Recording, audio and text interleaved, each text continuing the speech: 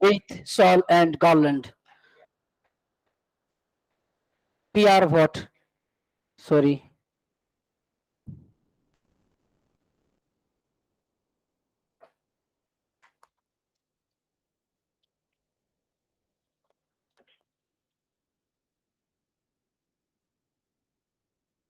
Now I would like to request Professor S.P. Pandey to felicitate Professor H.S. Prasad sir with shawl and garland.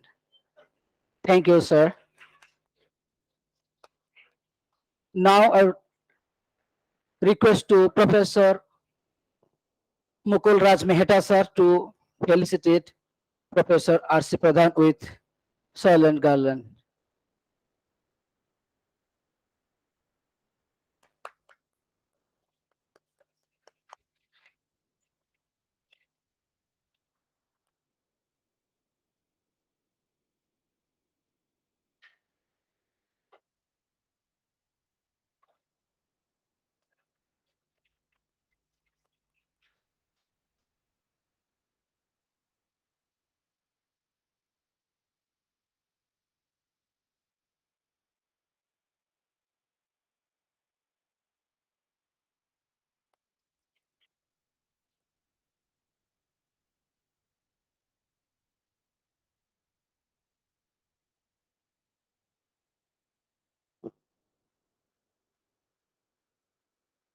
Now I pranam to all of you and I welcome to all of you from online and offline to start our academic session. Basically, it is technical session 1.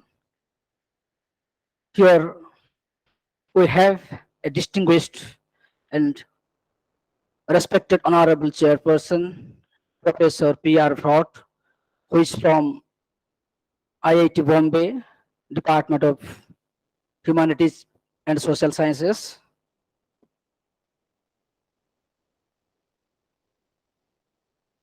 And then we have two speakers. Today we have two speakers. The first speaker is Professor R.C. Pradhan, who is from University of Hyderabad, who is a distinguished philosopher from east to west. He has a lot of contribution for the field of philosophy, basically philosophy of language, philosophy of Wittgenstein, mind and consciousness studies. And we have another distinguished speaker, Professor H.S. Prasad from DU. He has also a lot of contribution to the field of philosophy. On the behalf of department and coordinator of this seminar, I would like to invite the first speaker to start the presentation. Professor R.C. Pradhan. Sir, please. Welcome, sir.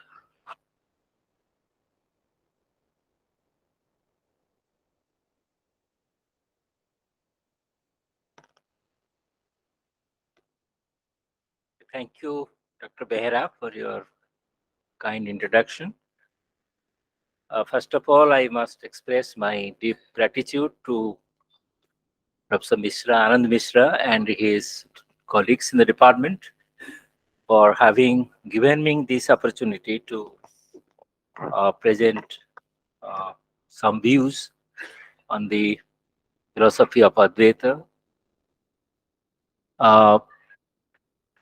It is a great privilege always to be in my alma mater, that is BHU and this department. So I feel that this opportunity I must utilize not only to remember my past days, but also to renew my friendship with the present. In view of the time that is allotted, I will not go through the written paper, which will take a little more time, but I will make an oral presentation of what I intend to say in the paper. The title of the paper is Advaita Vedanta, Logical Analysis and Phenomenology. The interpretation of Advaita Vedanta by Professor Ganeshwar Mishra and Professor Jain Mahanti.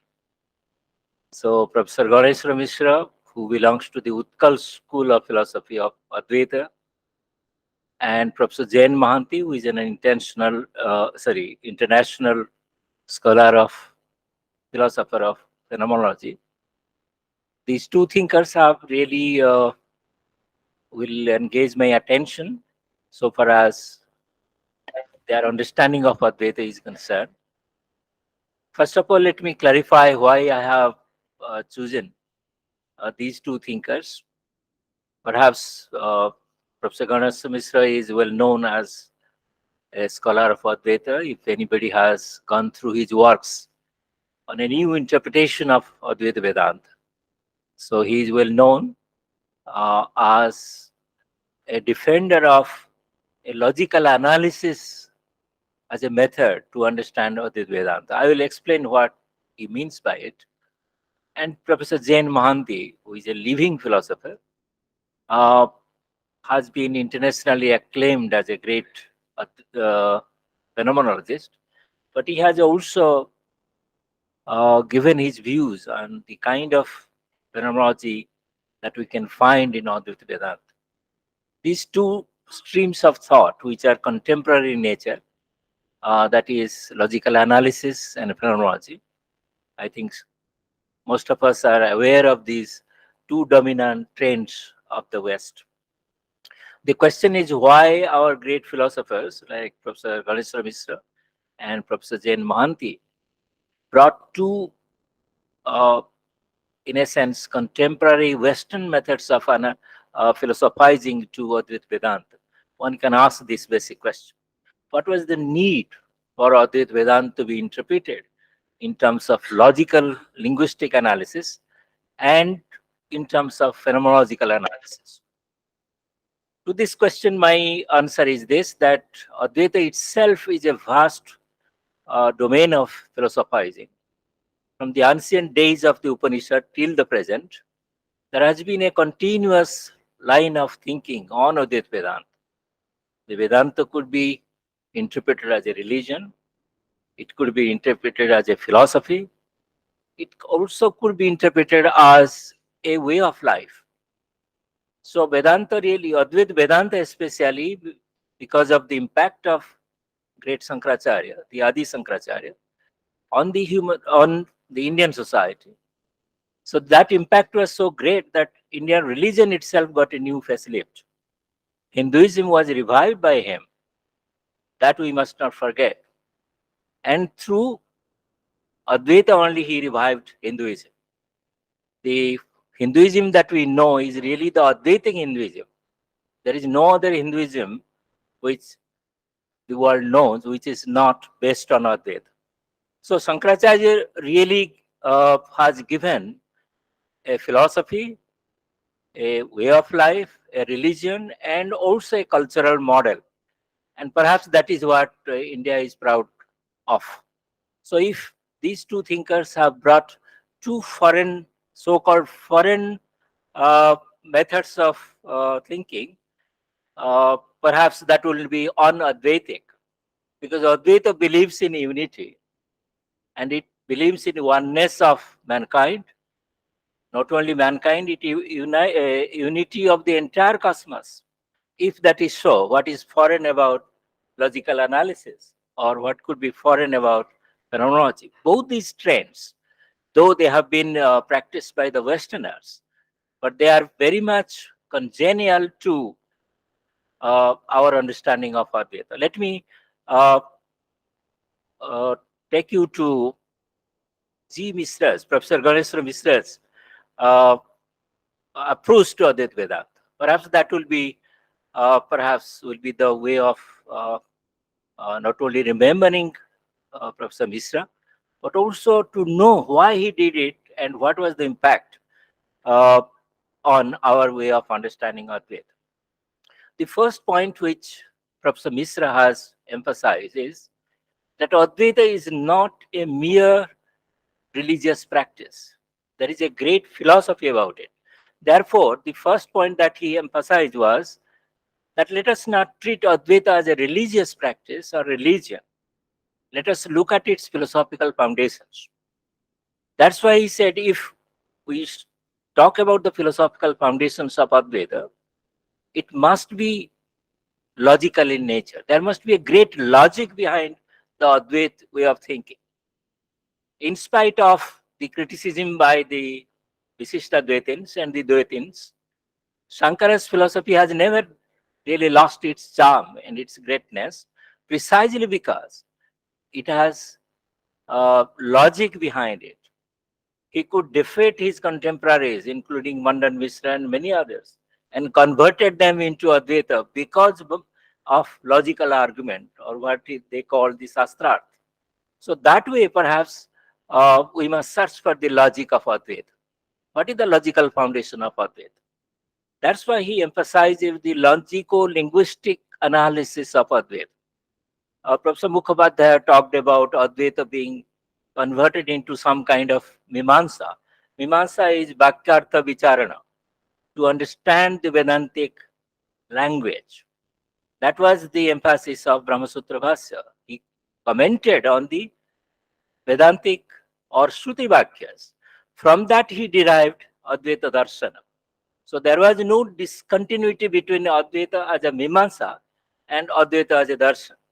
So it will be wrong to say that Brahmasutra Bhasya was mere analysis, but it was analysis of the philosophical vision or the metaphysical vision of Shankaracharya or Advaita for that matter.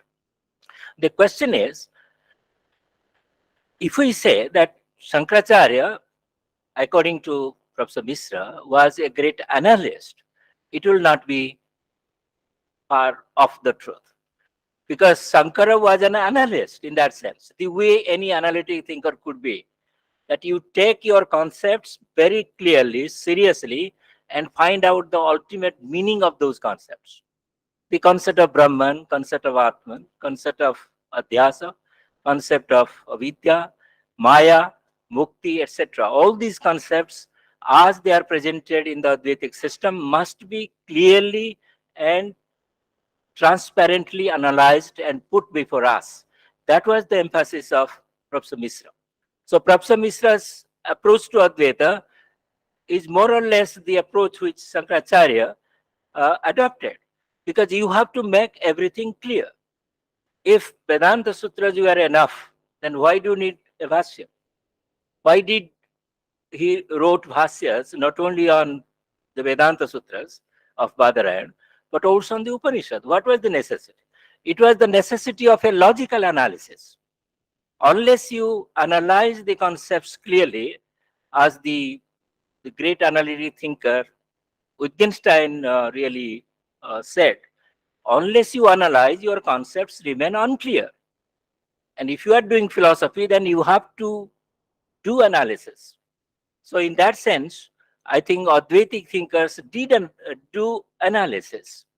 And Professor Mishra was really telling the obvious truth, that Advaita thinkers were no less analytic thinkers. So that point is taken care of. What about language? Why do you put so emphasis on language? Analytic thinkers, right from Frege, Russell, Wittgenstein, and later on the great thinkers which have come after Wittgenstein, all have emphasized on the importance of understanding the language in which you are speaking. If the analytic thinkers in the West were more concerned with the language of science, the language of the empirical sciences, that was their motto, because they were more inspired by science. Let us look at how an Advaita thinker like Shankara or the post-Shankara thinkers would have taken language seriously. Professor Mishra's emphasis was that Advaita also takes language seriously. That's why Shruti Bhakyas are important. Shruti is the great storehouse of our knowledge, that is Vedas, of which Upanishad is a part. then the sentences which have been uttered by the great rishis have to be analyzed. If somebody says Tattvamasi, then what is that great truth behind it? By mere repeating the language, Tattvamasi will not get illumination. You have to understand each word of it and why Tat and Tom must be the same. Why? That question, Professor Mishra says, is exactly addressed by Sankara and the other thinkers. They are analyzing the concept. So here is the presence of language. A sentence has to be understood in the context of the language. Which language? It is not the language of science. It is the language of Vedanta. Vedantic sentences have to be analyzed. And Vedanta has a language. Just as every philosophical text will have a language, or every philosophical treatise will have a language. So Vedanta as a system has a language, and this has to be understood. If you want to really highlight more about why language has to be understood, then the pramana, sabda pramana has to be taken as the primary instrument of knowledge in Vedanta. Vedanta doesn't give much credence to, say, Prataksha and Anumana, precisely because it is not the job of a Vedantian to understand the empirical nature of the world. Its emphasis is on how to understand the ultimate source of everything, that is Brahman. If that is the case, then we have to really understand the Vedantic language as such.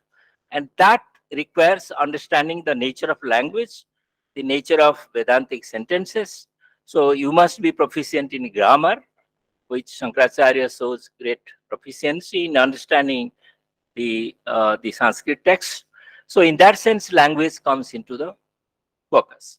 So in this sense, we can say that Shankaracharya was great, not only because he had a great Advaitic vision.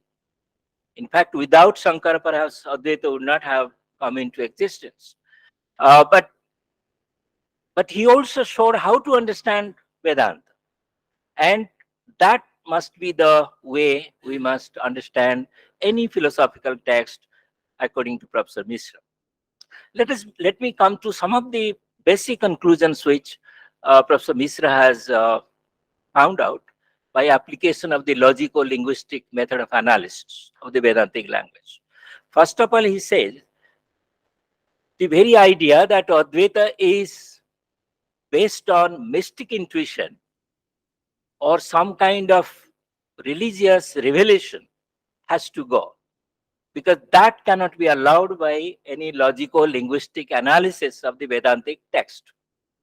If we take language seriously and logic seriously, then we cannot really allow for the idea that Advaita, a great logical system of thought, could have been derived from some kind of revelation of a mystic kind. Parts of revelation one can really talk about. There is a great debate whether there is place of revelation in Advaita Vedanta or not, or there is only reason there. Of course, there are supporters of revelation, but what sort of revelation it could be? It may be a revelation in the sense that by understanding the logic of the language of Vedanta, we can get illumination.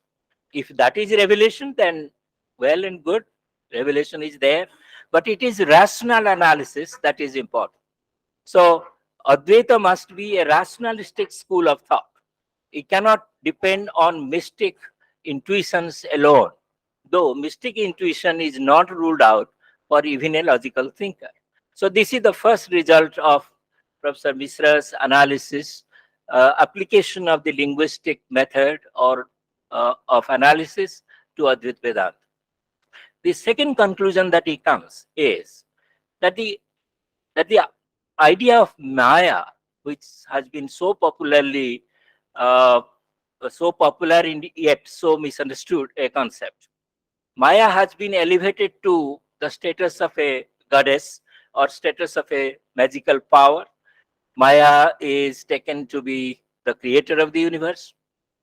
And all sorts of stories have been uh, perhaps in the Puranic influence of Puranas, we take Maya to be some kind of a Shakti which Brahma needs to create the world.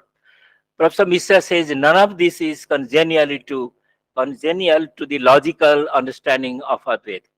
If Advaita is the holds the principle of unity, principle of oneness of reality, principle of the eternity of the ultimate reality, then none of these things really matter, because Brahman cannot create. Brahman is not a creator. If you allow personification of Brahman, then you are doing non-Advaita, not Advaita. Advaita Brahman is, they call it Niskriya, and they call it Nirakara. Yes, all right. There is nothing for Brahman to do, accepting the fact that Brahman is the ultimate reality, ultimate ground of everything.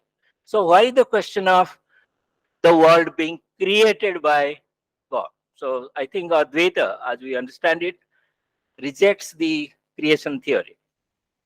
This even Gaudapada also accepts theory of Ajati, the theory of non-origination of the universe. Universe was not created by any person or by God in any case. So in that case, Advaita cannot be taken to be another theory of creation. Maybe Dvaitins will be happy to have a theory of creation because God is a person. But Advaita doesn't accept Brahman as a person. Brahman, though Saguna Brahman is accepted, according to Mishra, that is for the popular sentiment. But the real Brahman, that is the real Advaitic Brahman, cannot be Saguna. Saguna itself will be non-Advaitic. Sagunatva will be non-Advaitic. This is his second conclusion, that there is no creation theory in Advaita. Therefore, we must not impose or superimpose anything on Brahman like creator said. That's why he takes the Adhyasa Bhasya very seriously. Professor Mishra is the first Indian thinker to suggest that Adhyasa is not a Adhyasa doesn't talk of any psychological superimposition. It is not that Raju and Sarpa has been, that is, the Sarpa is superimposed on Raju in a psychological process. He said it is a logical analysis of a situation. If you take two categories, Sarpa and Raju, they must have two different logical structures. So you cannot impose one on the other because of their own logical differences. So Raju and Sarpa cannot, these two terms cannot really do any kind of, there is no nothing that one can be superimposed to the other. Similarly, if you extend this Raju Sarpa Nyaya to world and Brahman, then the world cannot be superimposed on Brahman excepting under illogicality. If we are illogical, then Brahman and world can be superimposed on each other. So Adhyasa really tells that you cannot superimpose. That goes against the logic of identity. That means if Brahman is real, in that sense the world cannot really be real. And world cannot be imposed or superimposed, Adhyasa, on Brahman, because world is non-conscious and Brahman is consciousness. How can you superimpose a material entity on a conscious entity? So this is the logic of Advaita, that these two things must be kept separate. So in that sense, superimposition is some kind of ignorance. It is a logical, it is it is the lack of understanding of the logic of the terms that really leads to some kind of adhyasa. From this, one can really conclude that the idea whether world and Brahman can be in any case related causally in terms of creatorship also is ruled out, because Brahman is not the cause of the world. Brahman is the ground, logical ground of the world. So in that sense, the question of creation doesn't arise. Therefore, there is no question of any temporary relation between Brahman and the world. So that is one of the definite conclusions of Professor Mishra's analysis of, application of the logical analysis to Advaita Vedanta. His aim is to clarify the concepts, not to take anything away from Advaita Vedanta, rather put everything that Advaita Vedanta really tells. He is only searching for some kind of the correct understanding of Advaita position, the understanding of the logical structure of Advaita arguments. Let us take the idea of identity between Tom and the Tat, the Tattvamasi question. So this is a matter of great importance for Advaita to understand the true uh, logical structure of the identity argument between Tom and Tat, between the Jiva and Brahman. Why was, say, Chandogya Upanishad so confidently telling that Tattvamasi is the great truth, the Mahavakyas? Why? And why all Advaitins take the Tattvamasi, this Mahavakya, to be central to Advaita system? How do you understand it?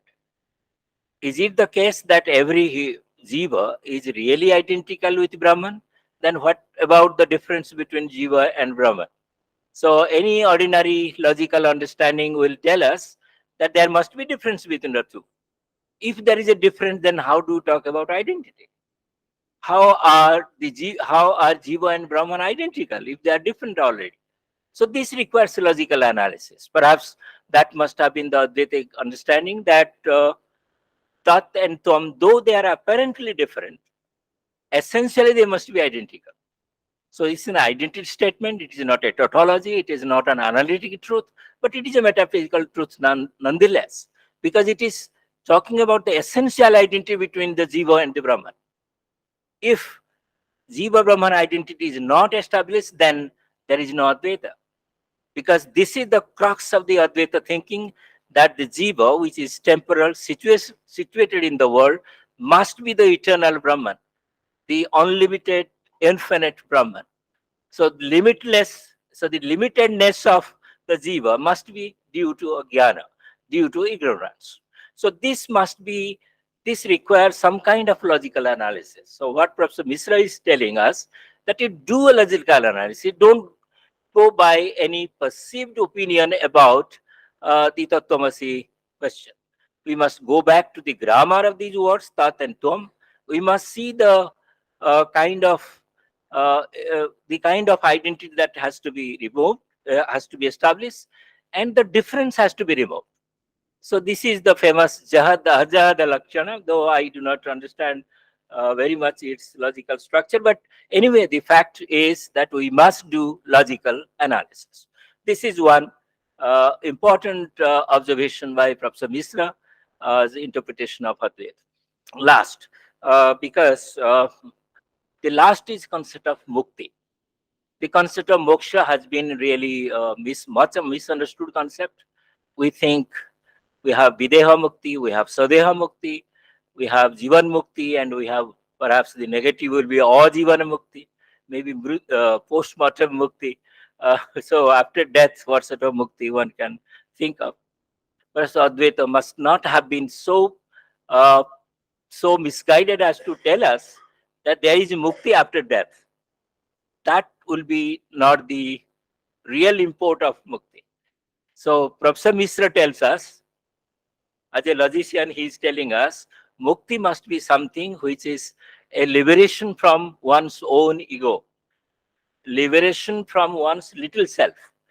If that is the case, then everybody is out to get liberation here and now in this world. If we know what Advaita is, if we know Brahman and world are one, if we know Jiva and Brahman are one, if we really know it, and knowing is not textual knowledge, knowing is realization, pratyaksh, means that will be your absolutely immediate realization. You may call it some kind of illumination, not revelation. So in that case, perhaps we have to say that mukti is here and now open for everybody, whether he is ignorant, whether he is very great pandit, or he is a king, or he is a beggar. If anybody has understanding of Advaita, he gets mukti. That is the mukti from oneself, one's own little self, from ignorance, from one's really uh, uh, illogical way of thinking. If one gets liberation from this, if one understands the logic of Advaita, one becomes mukta. So mukti has been mystified by Professor Mishra. He says mukti is as general as knowledge itself is. Every kind of knowledge is a kind of liberation in that sense. And knowledge of Brahman will be the real liberation because that is the knowledge of the ultimate truth.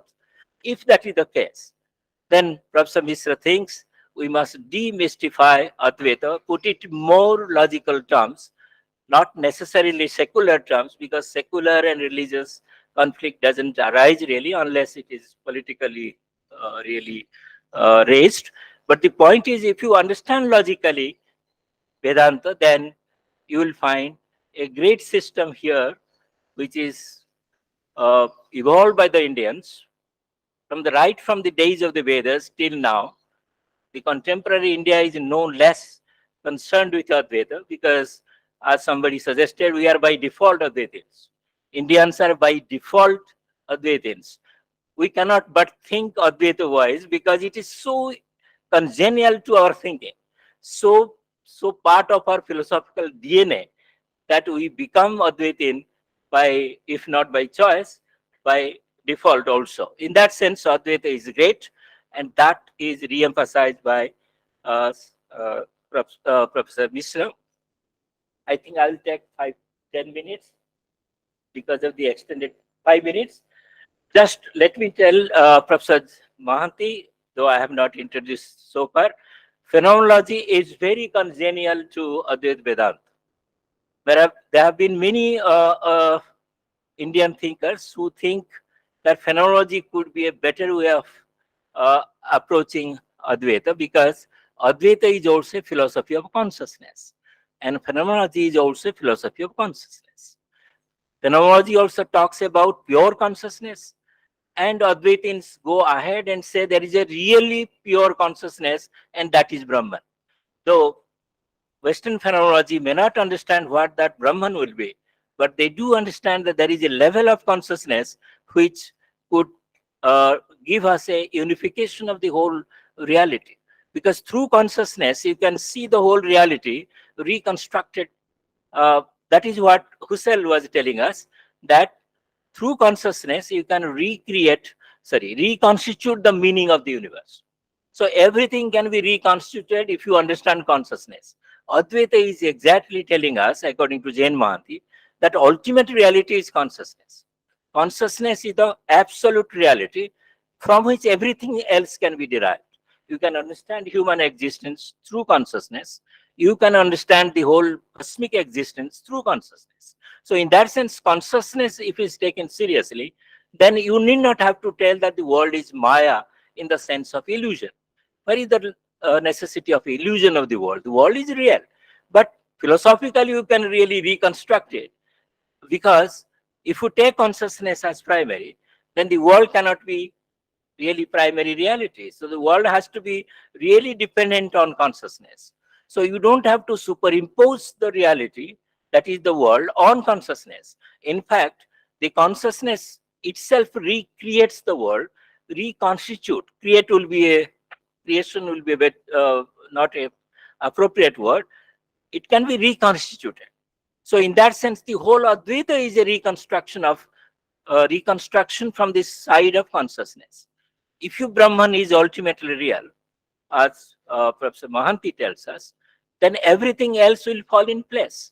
Human beings and the rest of the cosmos will also fall in place as belonging to the cosmic consciousness. So that consciousness is the primary reality.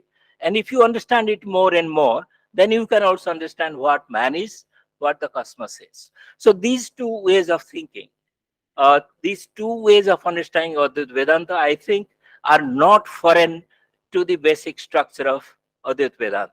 Advaita Vedanta is so vast, so plastic, so open to new understanding that both Professor Mishra and Professor Jain Mahanti could provide us some kind of insight into how to understand Advaita Vedanta in a new way without losing anything of Advaita Vedanta. So there is no loss in Advaita Vedanta. The basic structure remains the same.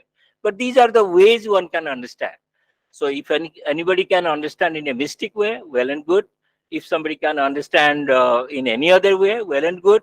But these two standpoints, which is definitely come from the contemporary sources, will be a great help if we really try to understand the basic structure of Advaita Vedanta. With these words, I thank uh, my audience, and so thank Professor Bhat, our chairperson, for giving this time. And if possible, if one or two questions, can we take it? Okay, thank you very much.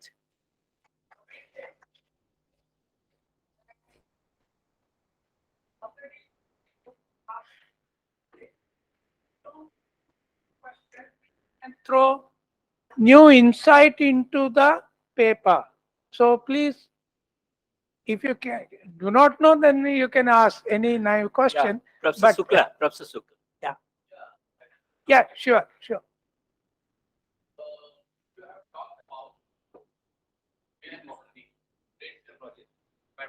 Yeah. And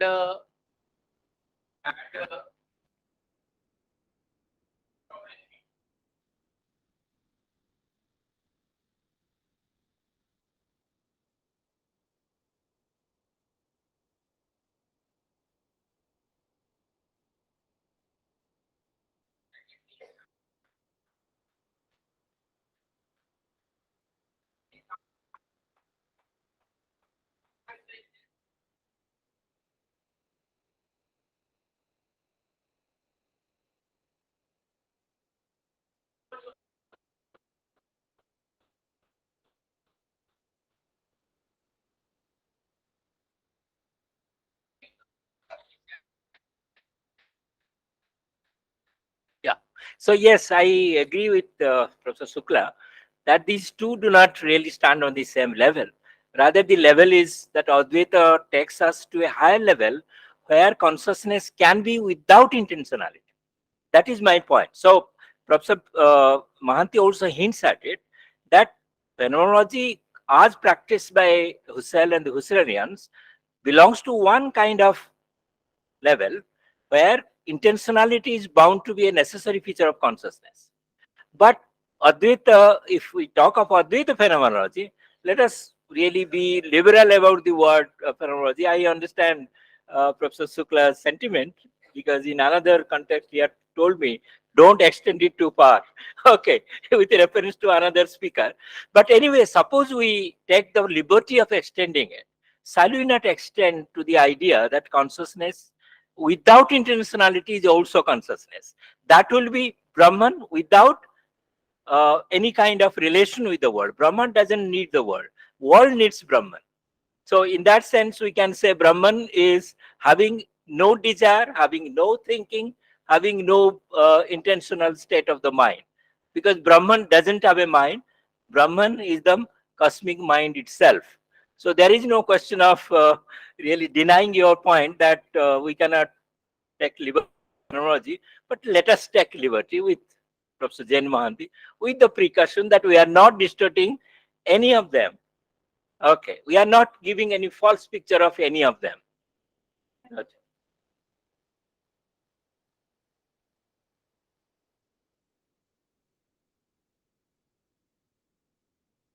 I want to point first of all that I'm not yet a student into the philosophy, but I'm studying and Hinduism and philosophy by my own.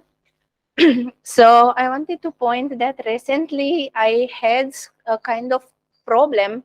I guess it's the misinterpretation of Advaita Vedanta in the present, because if we are watching at Advaita Vedanta, we are talking about non-duality. But many people now are comparing Advaita Vedanta with monism. With monism. Yeah, and in monism, actually, we used to say that Jivan is Brahman and Brahman is Jivan. But in Advaita Vedanta and in non-dualism, we are saying everything is Brahman. So this kind of, we can consider it as a misinterpretation or... Yeah, in fact, see, instead of say monism, ekotwavad, monism will be ekotwa, one. Instead of saying that, Advaitin say advayavada, advaita, not dvaita. So it is more negative connotation that it is not dvaita. So in a sense, both come to the same point that we ultimately accept only one reality, and that is Brahman or Sachidananda. Once you accept one reality, so the both monism and Advaitism converge. There is no misinterpretation in that sense. Misinterpretation could be due to some other reason. As I said, unless you understand the logical import of these sentences, like Tattvamasi or Aham Brahmasmi, you may be misled. This man, in his flesh and blood, is not Brahman. I am Brahman. If I realize the identity, the identity of me, the Atman, Self-consciousness. with my consciousness as being the one of the supreme consciousness. If I realize that, so no limited consciousness can be unlimited consciousness. That will be a contradiction in terms. First, we have to realize this limited consciousness is also unlimited in essence. So that will be an Advaitic way of thinking. Okay, thank you very much. Oh, there is one. Okay. Yeah, a great Advaitin is speaking. So, yeah. The whole idea of Advaita instead of Eka is because Eka is a relative word. Oh, yeah. Ekam does not, like it is like father and mother, like Eka Yeah, will yeah. work only when there is a two or anything. So Eka has another relative relation with Aneka. So that is not accepted. Therefore, Chandogya Upanishad itself says Ekam eva Advitiyam. So Ekam it is, but what type of Ekam? Yes. It is Advitiyam Ekam. Aditya. So that is the I think, explanation. Ekam is not the word. Monism is not, cannot be taken as Advaita. It is only non-dualism in this sense. Okay, so I think his explanation to be taken as more authentic than the one I gave. So, yeah. So Advaita has been always used. Monism, Ekotva has been, I think I find it in Sri Aurobindo's text. One. Yeah, okay. That's okay. Yeah. Actually, sir, we have studied one typical method to understand Advaita, that is Adhyaropa Apvada. You introduce a new one following the Godabrish, Professor Mishra's method. But sir, I have one issue with it. You know, when you are introducing the logico-analytical method, there are some challenges which we have to tackle. Yeah. One is that, analytic philosophy basically talks about what can be said meaningfully. But there is a sense of skepticism in Sankaracharya philosophy, that reality is totally beyond of thought and rationality. It cannot be comprehended with thought. So this is one thing. And when we talk about the experience which is available in Advaita Vedanta is totally different from us. क्योंकि जब हम बात करते हैं तो लोग कहते हैं कि जलेबी खुद खानी है तो अनुभव किसी दूसरे को नहीं करा सकते. But analytic philosopher would say there is no private language. There is only a public language. So how would you deal with this thing? That I am basically struggling with this method. When you are talking about logical analytical method, how would you basically deal with the basic question which an analytic philosopher ask? How can you say something meaningfully, which like metaphysical Advaita, and how would you introduce it to us? Thank you, sir. Okay, thank you. In fact, there are a lot of questions there, but I will simplify this. How linguistic analysis applies to, for example, to Advaita or to Advaita and any Vedantic system for that, for example. Now, the point is that when you talk of private language, public language distinction, that comes only in the context of, say, the ordinary language, the language in which we communicate. So that context is different. But here the Vedantic text has to be understood. If we understand the Vedantic language, it's the language of unity. So the question of privacy and public cannot arise. It's the language of unity, language of, say, Advaita, language of non-dualism. So all the Vedantic texts, including the Upanishad texts, talk about the supremacy of the ultimate reality, that is Brahman. So the question of privacy and publicness of language doesn't arise because these are decimated. These empirical questions between public and private language is decimated by the language of Advaita, because no Dvaita is accepted at any sense. Any difference is not tolerated because ultimately difference has to be has to supersede the difference. See, unity has to supersede the difference. So in that sense, that question doesn't arise. Now, one point which I want to mention to you is that the way analytic thinkers take up their problems, as I said, their context is science. Their context is science. Anything that doesn't come within the purview of science, they keep it either unsayable, ineffable, or they are skeptical about it. But Advaita has a universal language in which the sayable and non-sayable both are part of the same universal language. Sometime you can tell what Brahman is if you are a realized soul, what Brahman is. Brahman Jnana is the ultimate aim of philosophy, not moksha shastra. It is not, moksha is not the ultimate aim. Moksha is the result of our knowledge of Brahman. Knowledge of Brahman itself is mukti. So mukti is not a different thing. So this Advaita tells because of his unification of everything into one structure. That is, whether you talk of a cosmic unity or the super cosmic unity or the unity of consciousness, everywhere all these dualities are decimated. So it speaks the language of oneness or unity. So if that is so, then we need not contextualize analytic method always to the Western way of looking at language and reality. We have a different concept of language and a different concept of reality. That is Brahman. If Brahman is the reality, then the language that ordinarily we speak is not enough for it. We have to evolve a new language, in the sense, a Vedantic language. And that language is the language of the Upanishads. So that gives us what Brahman is, and that is the Brahman Jnana. Thank you. Thank you very much.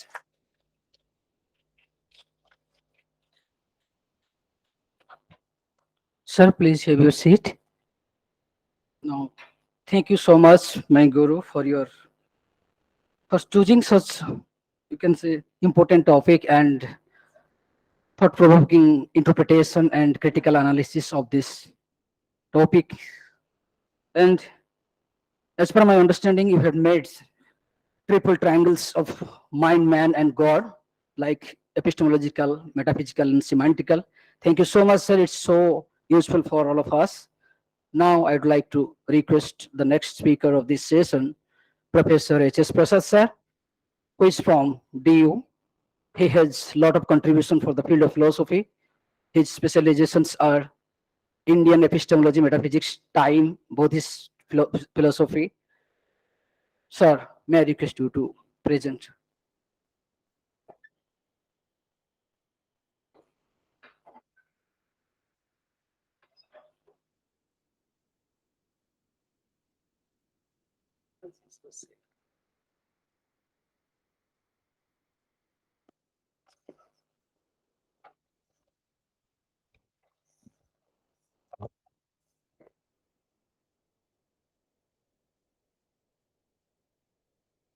Thank you very much. Namaste to all of you. Philosophy, endless. Every time you think about a problem, philosophically, you create more problems. Be careful. Whether it's a Shankaracharya or Upanishad or Buddha or anything. One after another you say. And this is actually the way you keep philosophy alive. This is a very serious thing, very serious thing. Because lots of thinking is required and lots of ways of doing requires. And many times I have the difficulty. Actually, my weakness is that I can't understand others. दूसरे को तो मैं समझ ही नहीं सकता और अपनी मूर्खता को मिटा भी नहीं सकता. How, what to do?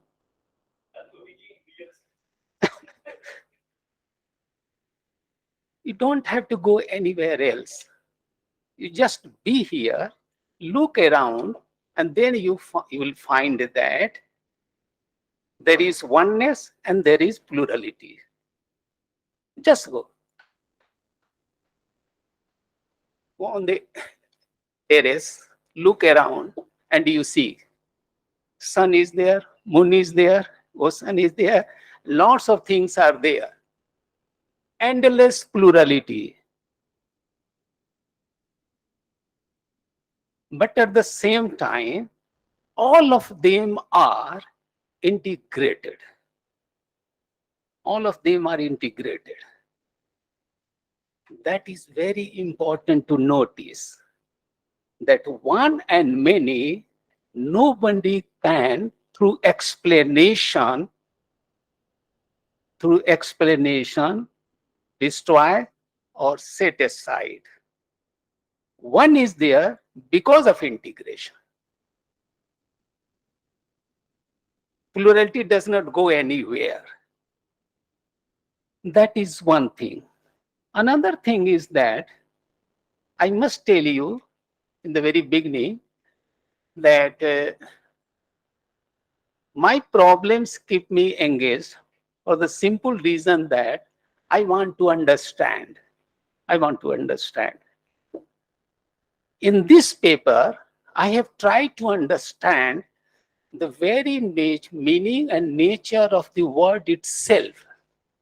And if I don't understand the text itself, the authentic text, then I cannot talk about any Advaiti, because I'm talking about the Advaiti, and Advaiti has a position, and that position is already written in the Sanskrit text. This means that I must have the preconditions you have to fulfill. You must know the Sanskrit, you must know the etymology, you must know the philology, and then the arguments, etc., all the ways of doing the things, explanation.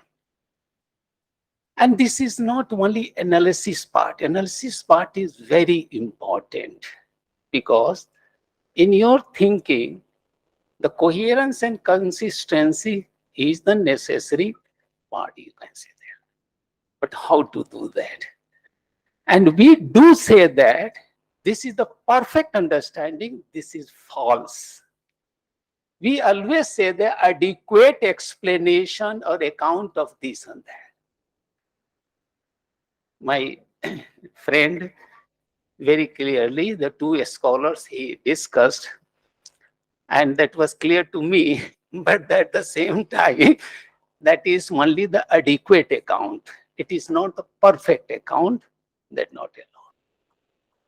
So when I was trying to understand, I didn't know what to do that. Where to start, how to maintain the process, and where to end it. Nobody has ever claimed. If claimed, then wrong, you can say that. We should understand the way we are, our very constitution itself is problematic. All the senses, or internal or external, and all sorts of players. ये एक बहुत ही जितना सज्जन है उतना ही वो दुष्ट है, और वो है mind.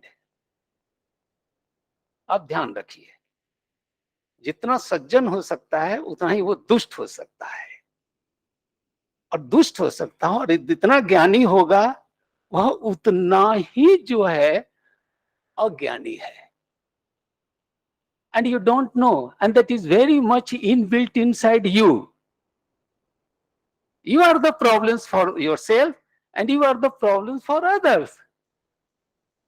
You make the mistakes and you correct the mistake. The mind corrects the mistake. Lots of things are there. Now, this is a tentative presentation, and I want to understand. I tried. Everybody says there's Sanatan, Vaishvik Drishti, Ekam eva Advitiyam. But I have never heard from anybody's mouth, or a scholar, or etc., simply taken for granted that Advaita is Ekam eva Advitiyam. This is the thing there. So what I did that few years back, I said that if I cannot understand, for example, let me take Shankar. Shankar is not my specialization. Nothing is my specialization. What he does, I have a model, kitchen model. I have a kitchen model. The kitchen model means that lots of raw materials are available in the field or on the tree or on the earth elsewhere, and we bring them through process to the kitchen, and all sorts of things are there. Raw materials are there, 100. The spices are 50, because I know the kitchen. I know, you can say, how that I go to the kitchen, I see the people, the cooking, etc. And all sorts of things are there. Gas is there, water is there, utensils are there, this is there, the spices are there. But you have to be very, very careful that how to maintain. Another thing is that अगर कढ़ाई में अगर सब्जी बना रहे हैं तो उसी कढ़ाई में उसके आधा में हलवा नहीं बना सकते. Be careful. Yes, बहुत जरूरी है to know the cooking part. Likewise, mind is the kitchen. Mind is the kitchen, because that is another thing is that mind is the cook also. And the grocery is also the mind's ideas. So the mind is not only the kitchen, etc., but also the cook, and then cook and what kind of taste the mind is creating. So this is what these are the things. So these are the things I have in my mind, and that now see, my way of doing things is that that to begin at the beginning. To begin at the beginning, I have to begin, but where to begin? So let me start from the beginning. I cannot understand Shankaracharya, not at all, unless he is proved to be borrowing endless ideas from Nagarjuna, the Buddhist. The methodology you will find there. Unless you have God path, and in between the whole system, the thing is going on. You can't start from the beginning.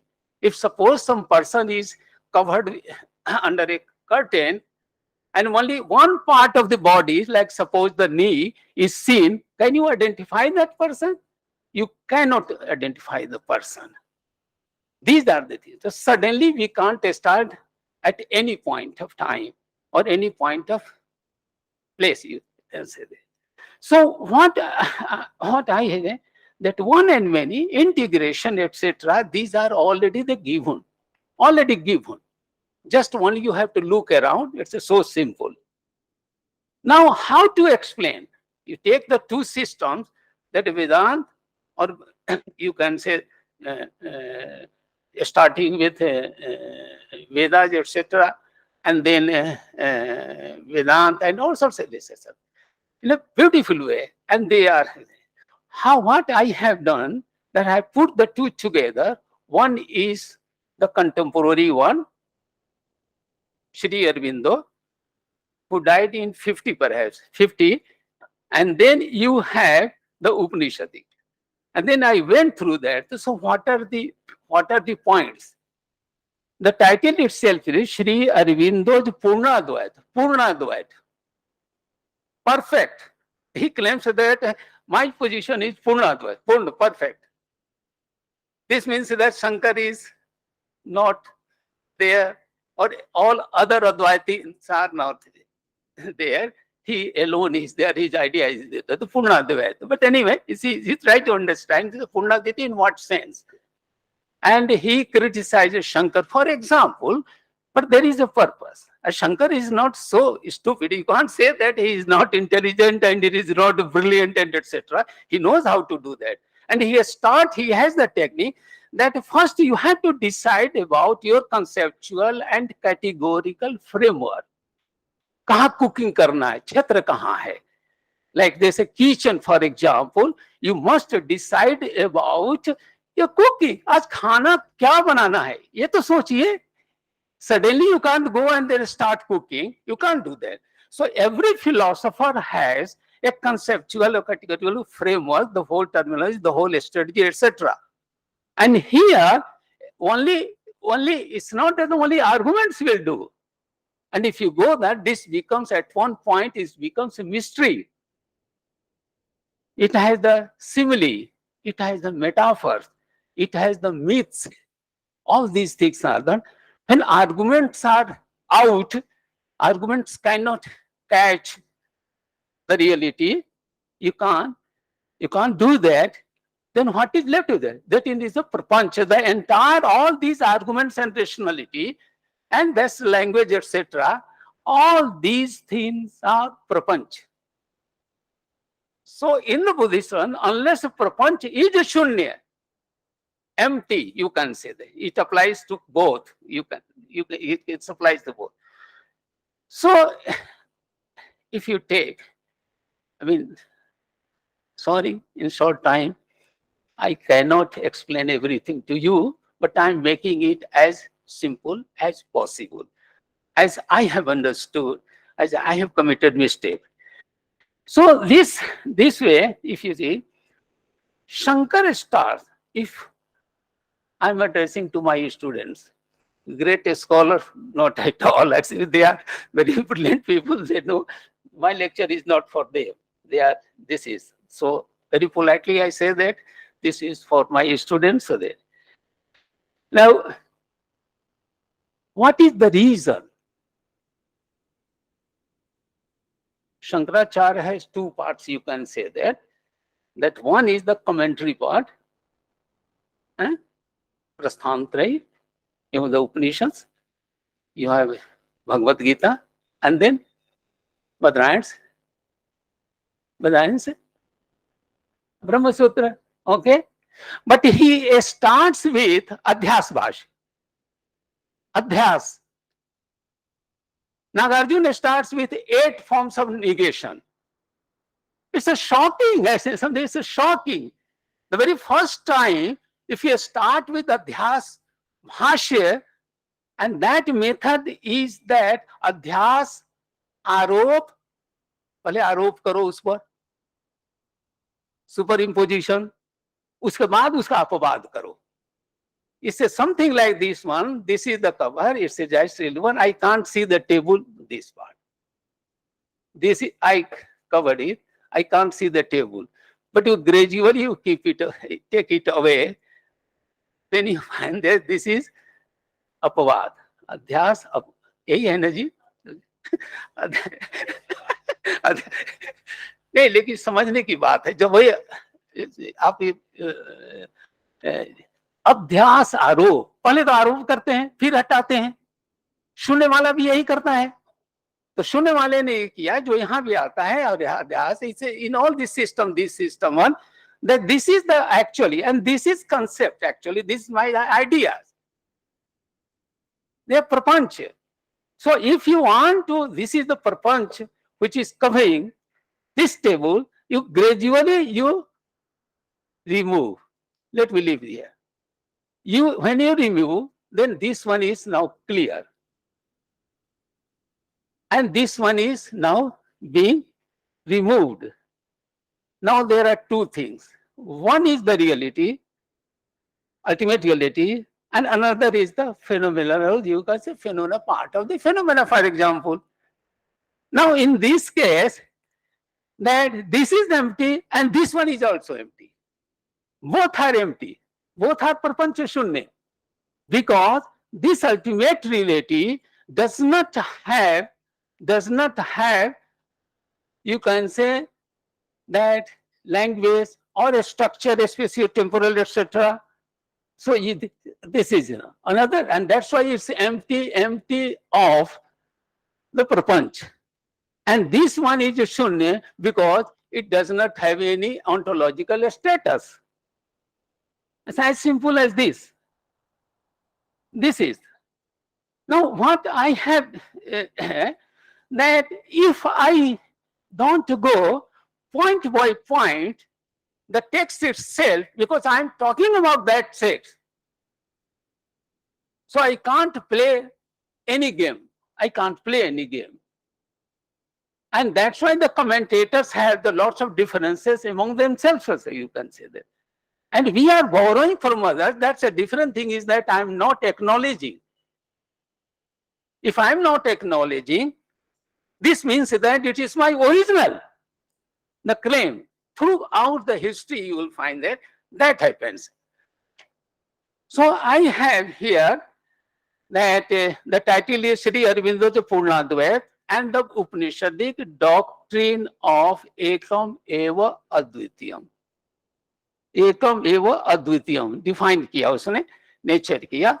And another thing is that, where is the plurality? How do you handle the plurality? How do you handle? And Professor Pradhan did mention, he did mention it, that is the plurality, and in his own way he tried to protect, perhaps, if I have understood this one, the way he maintained, the way he raised the question in the name of Professor Mishra and others, for example, Professor Mohanty and etc. So this one, so what I have done, the way I have tried to understand, and remember that this methodology, adhyas arop in one case, and in other cases it becomes the mystery. It becomes a simile, metaphors, etc. and myths. These are the, and these cannot be, at least myths cannot be accepted by the contemporary Western or contemporary Indians, those Indians who are influenced by the terminology, doctrines, and methodology. And that becomes the transplantation of the organs. आप शंकराचार्य में उनका organ बदल दें, see, language, the terminology, and something like this one.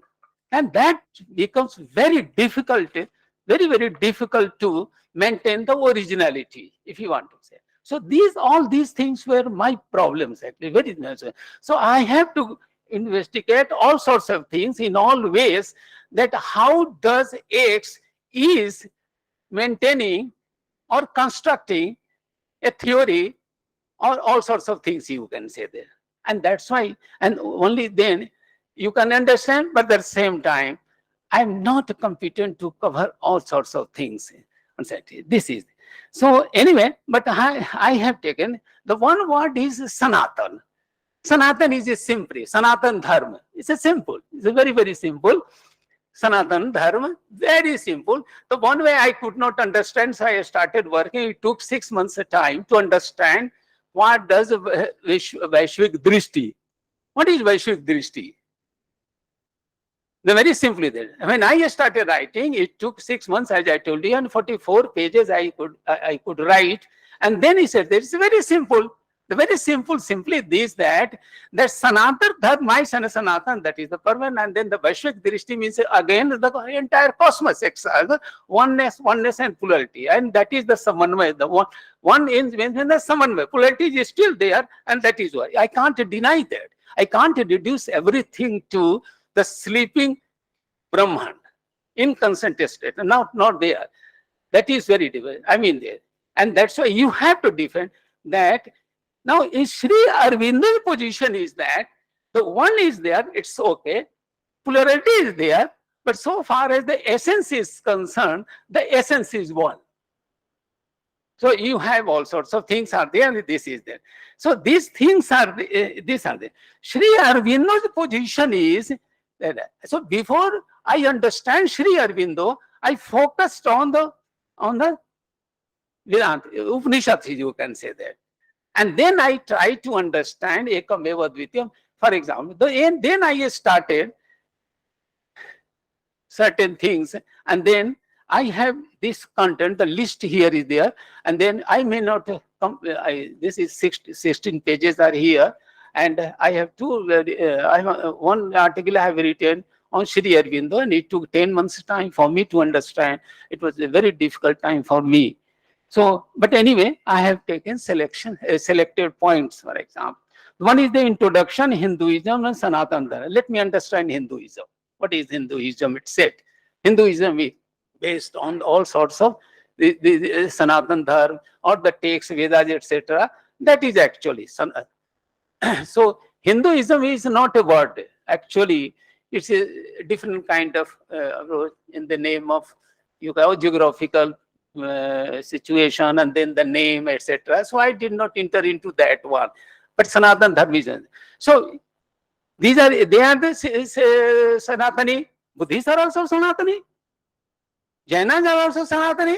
Sikhs are also Sanatani. Now Sanatani, you see that the difference is that you are also Sanatani, I am also Sanatani. So if you take the two traditions, that the Vedantin and the Buddhists are taking Prakriti as the starting point. Here, the consciousness of a different, in a different way, which is Sanatan, etc. And then the entire thing is given there, and this is actually the source of entire manifestation.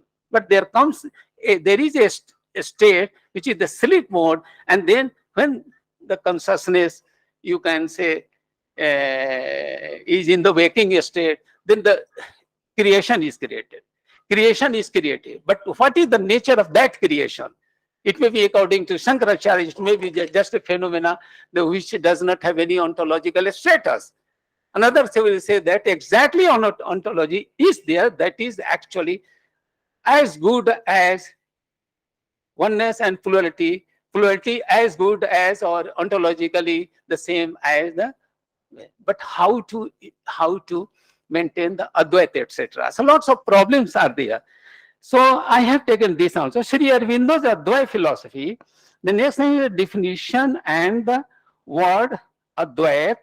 And then I started reading the way I do. I am telling you that Nasadiya Sukta. If you read the Nasadiya Sukta in the Veda, then you will find that lots of dilemmas are there. Dilemmas are there, negations are there. I mean, it's a lots of, for anyone, the beginner, it's a shock to start with a negativity, you can say. Paradox, etc. Arguments of different, conflicting arguments and whatnot, and you are surrounded by so many Purva Pakshas, and then you have the difficulty how to save my own position. And that's why you will find that there is, you know, that Chatushkoti, Vinirmukti, and different modes of predication. All these things are there, and then these are. So that is, you have to study. So I went through the Nasadiya Sukta, where it creates the issues. Lots of issues. Hai bhi, nahi hai, dono hai, kya hai, kaise hai. If you read, you will find that you become very disturbed. But if you struggle to the end, you see the very idea, and you can say the purpose within that. That is it. And then Chandogya Upanishad, Brihadaranyaka Upanishad, and Taittiriya Upanishad, where Panchakosh, the theory is there. And the next one is that which I have titled the beings of potentiality, beings, being, B capital, beings of potentiality, possibility, actuality of creation, and the Nam Roop. But Nam Roop, Brahman is not given the Nam Roop in its original state, but all these diversities are given name and form. For example, chair. But this is also the part of plurality. The plurality is emerging from the oneness. You can say that in one interpretation. And then there is, you know, that 4 Mahavakyas. The 4 Mahavakyas, that a Prajnanam Brahma, that is one, I am Atma Brahma, Sarvanubhu, Aham Brahmasmi, Tattvamasi. They have some importance. One is a metaphysical position, another is the ethical position. Aham Brahmasmi, the ego is suppressed or destroyed, and altruism is developed, you can say that, in ethical sense, you can say that. So, going out of yourself and reaching the multiple self, for example, okay?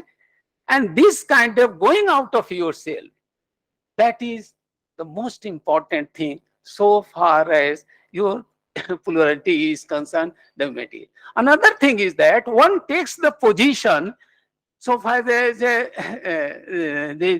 Ved Upanishad, etc. are concerned, that they have the assumption, no philosophy, no philosophy will start or will end without assumption, presuppositions or postulations, etc. I'm telling you. जरा bluntly बोल रहे हैं, sorry प्रधान जी, और but that without that you can't start, that is taken for granted. Somewhere you have to start, and this, so you have I mean the difficulty because at every point I have the difficulty. So here you have to interpret the 4 Mahavakya. There is a 5th one also, Sarvam Khalu Idam Brahma. You can take it as the 5th one. If you understand this one, this itself is very important, and this is the part of Advait. This is the part of Advait. The next one is that when the model, when I was trying to understand Sri Aurobindo, I had really, my life became so problematic and very painful and very frustrating when I had Life Divine and many other subjects, thousands of pages before me, and then I find that Sri Aurobindo never writes anything in a very systematic way, the way we write actually. And references are not there. And text, they are quoted, not full references or karika, etc. So in this one, what he has, that his method is that there is an involution. For example, suppose the Brahman is in the sleep mode, that is inconsent. That is the inconsent. But there comes a time when it or he or she, Brahman अब पता नहीं नपुंसक है कि पुरुष है कि स्त्रीलिंग है, हम तो नहीं जानते, लेकिन ये बड़ा मुश्किल है कहना, लेकिन ईट लगाते हैं, न्यूट्रल लगाते हैं शायद ना, न्यूट्रल लगाते हैं. उसमें क्या होता है कि somehow there is involution that is energized, but this is just to explain, and then something start from the bottom, inconsent matter, etc., then the super mind, and then now he has four modes of this kind of steps, you can say stages. 7 chord of being, 8 chord of being, 9 chord of being, 11 chord of being. Being, say the different levels, for example, right from the inconsent to the supermind, etc. And there's Sachidananda, you can say, where everything. I say that how to understand. And then I said that after much struggle, that this is the W model actually. W model. The way you write, the way you go up, then down, then up. Inconsent means that top down, okay, bottom up. You can say top down, bottom up.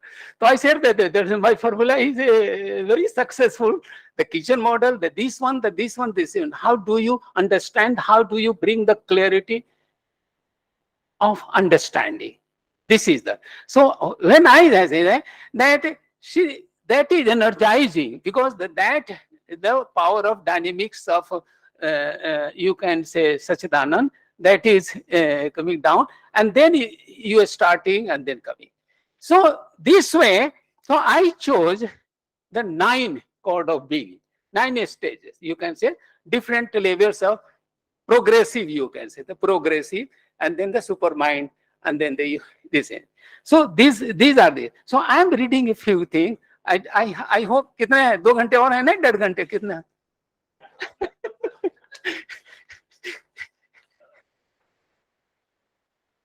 हाँ, yes,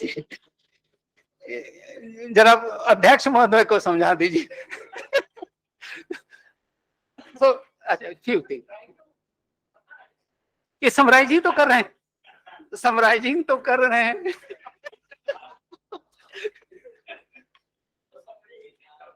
पिछली बार हमने एक कहा था, देखिए philosophy आसान कर सकते हैं, पिछली बार हमने जो किया था वो बंदर का खेल था, कि बंदर का खेल ये था, देखिए आप किसी को लाइफ में जो कॉमन एग्जांपल्स हो लीजिए, मैं लेता हूं, किसी नौकरानी को या किसी को कहे तो ये ले, नहीं नहीं वो ले आओ, चलो वो भी ले, चलो दौड़ को इधर जाएगी तो उधर जाएगी, उधर आएगा या आएगी, पति भी दौड़ता है पत्नी भी दौड़ती है, इसमें दो राय नहीं है, वहां भी करो, वहां नौकरानी भी दौड़ती है। तो हमने कभी अंग्रेजी में कहते थे, आपको कहानी होगा, पिछली बार हमने कहा था कि hasty conclusion is very dangerous। और इसको एक बार यहां भी कह दें, क्योंकि कुछ चीजें इंटरेस्टिंग है कि मेरे गुरुजी एक बार हमको 8वीं क्लास में कहे थे, वो याद रहता है। मेरी माँ कहती है ये 2 एग्जाम्पल हम जरूर रखते हैं, ध्यान रखिए। I mean in the class उन्होंने कहा कि I was good in mathematics. I solved the problems, or other students were watching. That Shankar has solved the problem so quickly. But then my teacher told them, don't worry, he just like the Harbadi ke Vivah Kanpatti Sindhu. Philosophy mein, I am telling you, this is the truth. This is the truth. Harbadi mein. You say hasty conclusion, I don't worry. So these such examples give you the insights, for example. So this one another thing is that Advait, Dvait, Advait, आप technical समझिए, अद्वैत, द्वय and Dvay and Advay, Buddhists are using like this one. And another thing is that monism. I try to understand monism. What does it mean?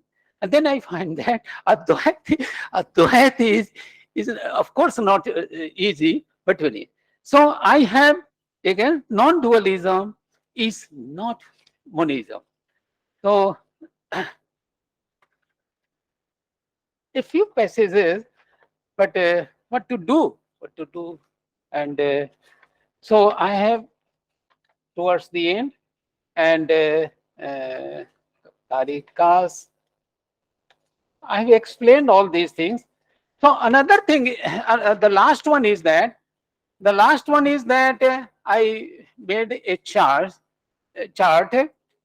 and in this one is that top down or descent order of involution, which I said, which I explained in brief, that this way you can say this is the process.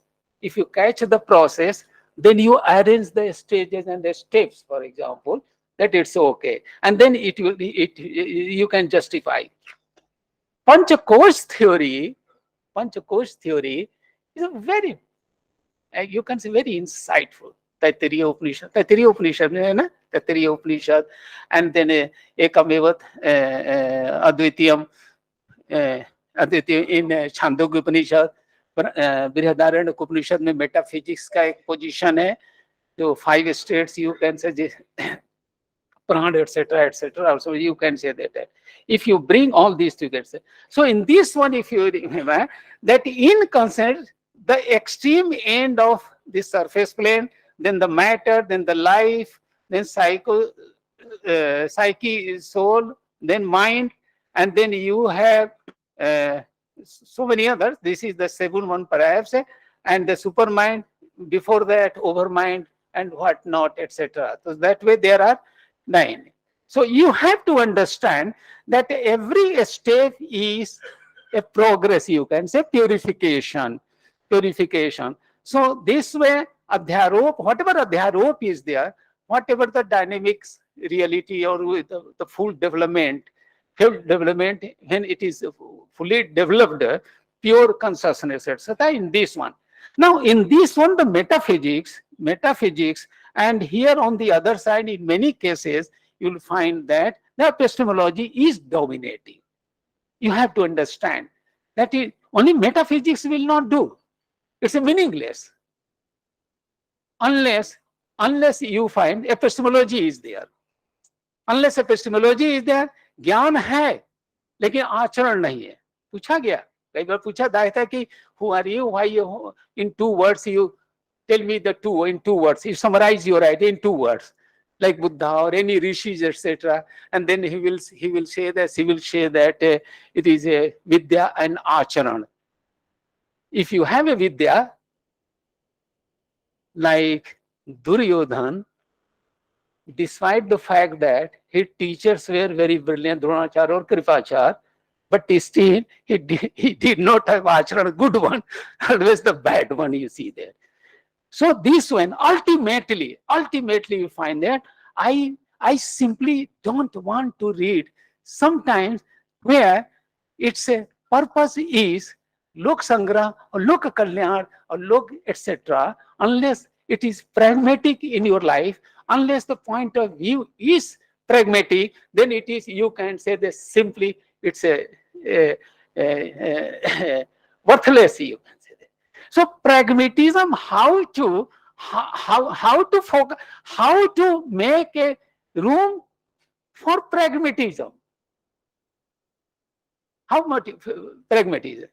Pragmatism is very important, very, very important. But at the same time, Jay, that all these analyses, you simply do not enter into Sachidananda, etc., like Mukti. And he also rightly, in his own way, that Mukti is not that one that सीधे अब दिल्ली में Nirbhaya, sorry, जो जहाँ दाह संस्कार होते हैं उसको कहते हैं कि ये सारी चीजें। इसमें एक चीज ये देखना पड़ेगा कि there is a transformation. If you have ignorance, then that ignorance is overcome, ignorance, and then the vidya is there. And that's why this one, that there is a transformation. If you have the knowledge, then accordingly you will improve your own personality, your own behavior, your own purpose, you can say, we will fulfill. And that's why it's very important. But at the same time, the acharan in pragmatic manner. कोई ऐसा बैठा है चंद मोदी, चाहे वो मस्जिद हो, चाहे मंदिर हो, चाहे गिरजाघर हो, चाहे anywhere you go, and then if somebody claims, then this is a pragmatic. It should be. Pragmatism is very important. And here I end here, that everyone, that spiritual transformation, every Indian and India's civilizational values, it's very important, which is a very you can say that, and that's why this is civilizational values, which has the content of virtues also. And that's why we are Sanatani.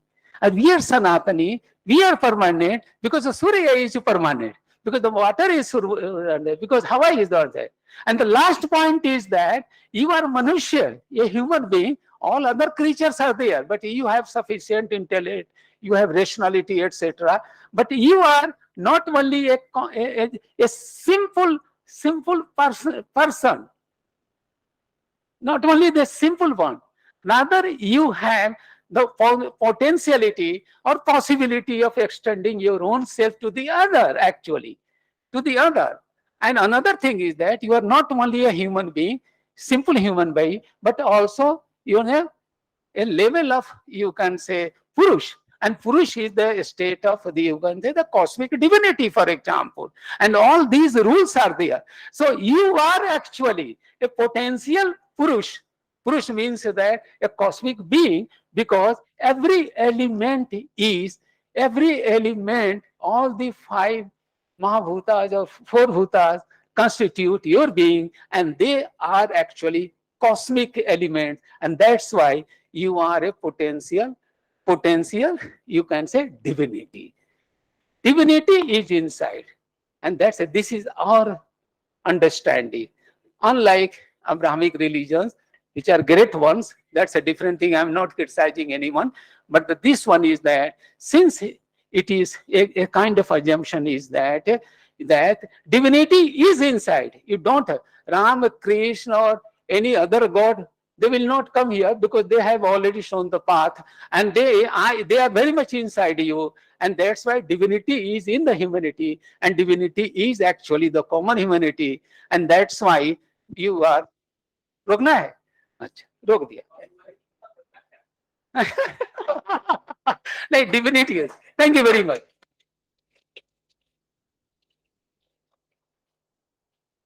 I think everything is clear. Still, if there anybody has, oh, you have. आपने कहा दिया clear है, अब तो इसका मतलब कोई question नहीं पूछा. Clear नहीं, मैं क्या करूँ? इनको तो बोलना नहीं चाहिए एक्चुअली, इतना इनके हरास हो जाएंगे.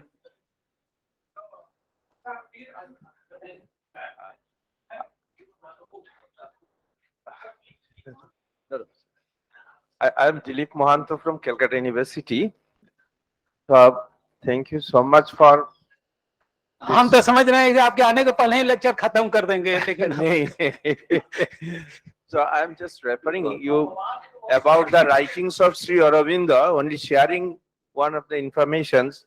Many of you already know that it is not so much logical, which not so much references. In fact, his disciples, Sri Dilip Kumar Rai, who was the classmate of Netaji Subhash Chandra Bose, they had one us together in philosophy. He wrote to Sri Aurobindo. And Aurobindo replied that whatever is called philosophy in my writing, in fact, I received through yogic experience. Only I have tried to rationalize it and put into words. So the source of is the very intuitive, undoubted yogic experience. This is the information. The second thing is that you have from man to divine, or rather divine humanism, you are trying to conclude. The question is, Aurobindo is in his time, if we consider, from a revolutionary to a spiritual master, a philosopher, we say, in a very creative sense, not in the ordinary academic sense he was a philosopher. So, science, everybody, the task of philosopher is to explain the world. Science is also explaining the world, but science explains the howness of fact, how it takes place. But philosophers is supposed to say whyness of it. So Aurobindo replied, there is evolution because there is involution. The involution is presupposes.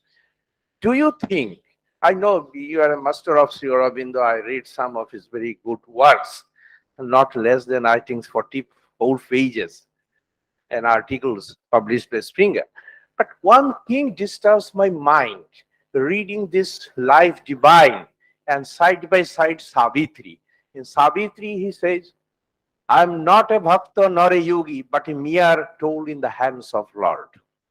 On the other hand, in Life Divine we see the philosopher is saying that because there is involution, so there is evolution. Do you think it's really an explanation, or it's not an explaining away the fact?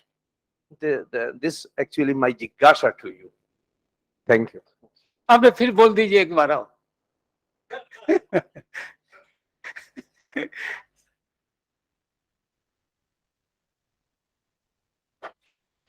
I miss. Like I was going out, you only wanted me to sit. So Okay, I shall talk to him later on. Professor Prasad, what I liked in your talk is your confession that in spite of reading so many years, you have not understood Brahman and Sunya, which is very clearly understood from your talk. Sorry. This is number one. Number two. And second is, if Aurobindo would be sitting in your class, I think since he has not put references and all, he will not even get a B or MA degree. Second. Third, this is what I wanted to tell you. I will finish it very quickly. When you say that Brahman is devoid of the world, so Brahman is devoid of the world, you told, right? Brahman there is no world in the Brahman, right? That's what you told. Brahman is not having, there is no world in Brahman, or Brahman is devoid of the world, and Sunya is devoid of everything. There is no ontologically, you cannot place it. You told these two things. If I'm not going to Sunya, because that is a long question and I don't want to put you here, because what you have told about Sunya Nisvabhavata is a different thing. I'm coming to Brahman only. When you say that Brahman is devoid of the world, how would you explain Sarvam Khalu Idam Brahma? You know, this divide is of नहीं कहा one, you Sorry, फिर you correct like कर लेते हैं. Brahman, definitely this is the real, this is the usual understanding. You have not told anything wrong. If Brahman is devoid of the world, how would you explain Sarvam Khalu Idam Brahma? You say Brahman is not without world? Brahman is Brahman is with the world? What is Brahman? Would you accept? I simply say No. that My question is the world Brahman? Is Brahman there in the world or not? I think you need some time to think, and thank you very much. that I see. You see, two positions are there. Either you divide in two forms. That like in Kantian, Kant is not my field, but that's that Okay, you why are the do you go numerator. to Kant? Let us go to Shankara only, or Nagarjuna? I'm simply that if there is a metaphysical, holistic metaphysical position that is ontological, you can say that. Another one is that this is just you can say phenomena. Phenomena means that it does not have ontological status. Okay, It doesn't have a phenomena in ultimate sense does not have does not have an ontological status. मैं दो position देता हूँ दो position Like दो position एक position कहेगा one position that phenomena are hollow. It's a does not. phenomena is a hollow. There is nothing like is phenomena hollow? मैं Like पहले मैं कह दूं पहले कह ले. One position may be that that adhyas factor is there. Yes. Is it okay? Adhyasa factor is there. Epistemological issue is there. That can be corrected. And then what will be left? The foundation. That is the some metaphysical ultimate reality will be left. Yes. Is it okay? Okay. Okay. In other case, the phenomenon. What is that? Is it devoid of the things or inclusive of the things? That is the question. The question is Brahman devoid of the world, or is world Brahman? I mean, the way they are maintained, for example, myths, as I told you, and very knowingly, that they look at the methodology. Like One position. Something you are answering. I'm saying I'm completing this sentence. Okay. I'm completing this sentence. If you take Shankaracharya on the one hand and Sri Aurobindo on the other hand, and then you think about that, the two positions are there. Two positions are there. Every bit of plurality has the same essence which the Brahman as a whole has, and that is the part of that. You can say that. Suppose somebody understands like this one, something like that. If you take Shankaracharya, for example, Adhyas Bhashya, I have not written, he has written, and very tactfully, that he has Adhyas Bhashya actually. Now, of course, his position will be in conflict with Sri Aurobindo, or you can say that Abhinav Gupta, etc. Okay? So these are the different positions they are taking. Or Ramanuji, you can say that. So I am simply saying that each one of them, they are trying to offer or provide adequate account of explanation of their own position. I'm like, I know Shuru in the beginning, consistency and coherence. But none of them is perfect. And if you are talking of the perfect, then Prapancha Shunya. You can't apply concepts and language or any conceptual framework, etc. This is.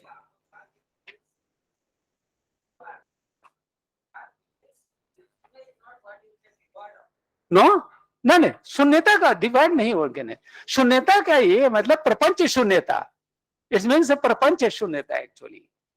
And they are retaining negativity, they are retaining paradoxes, they are retaining all these things. Okay.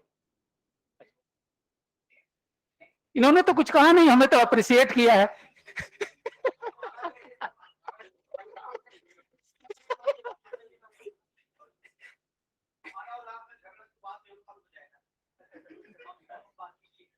आपने तो कभी झगड़ा कभी सीखा ही नहीं, तो क्या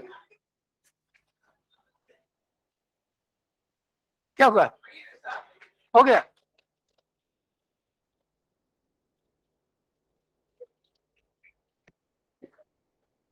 Thank you, sir. Sir, please have your seat. Thank you so much, sir, for your interesting explanations. Now, on the behalf of department and the coordinator of the seminar, I would like to invite the chairperson of the session to preside the session, Professor P.R. Bhat, sir, from IIT Bombay. Please, sir. I thank the organizers to having given me this chairing. Of course, not a very easy job, but nevertheless, I hope we have not crossed too much the time limit. Thank you very much for patiently listening to two relatively long lectures, and I don't know how many more lectures are there. Thank you very much.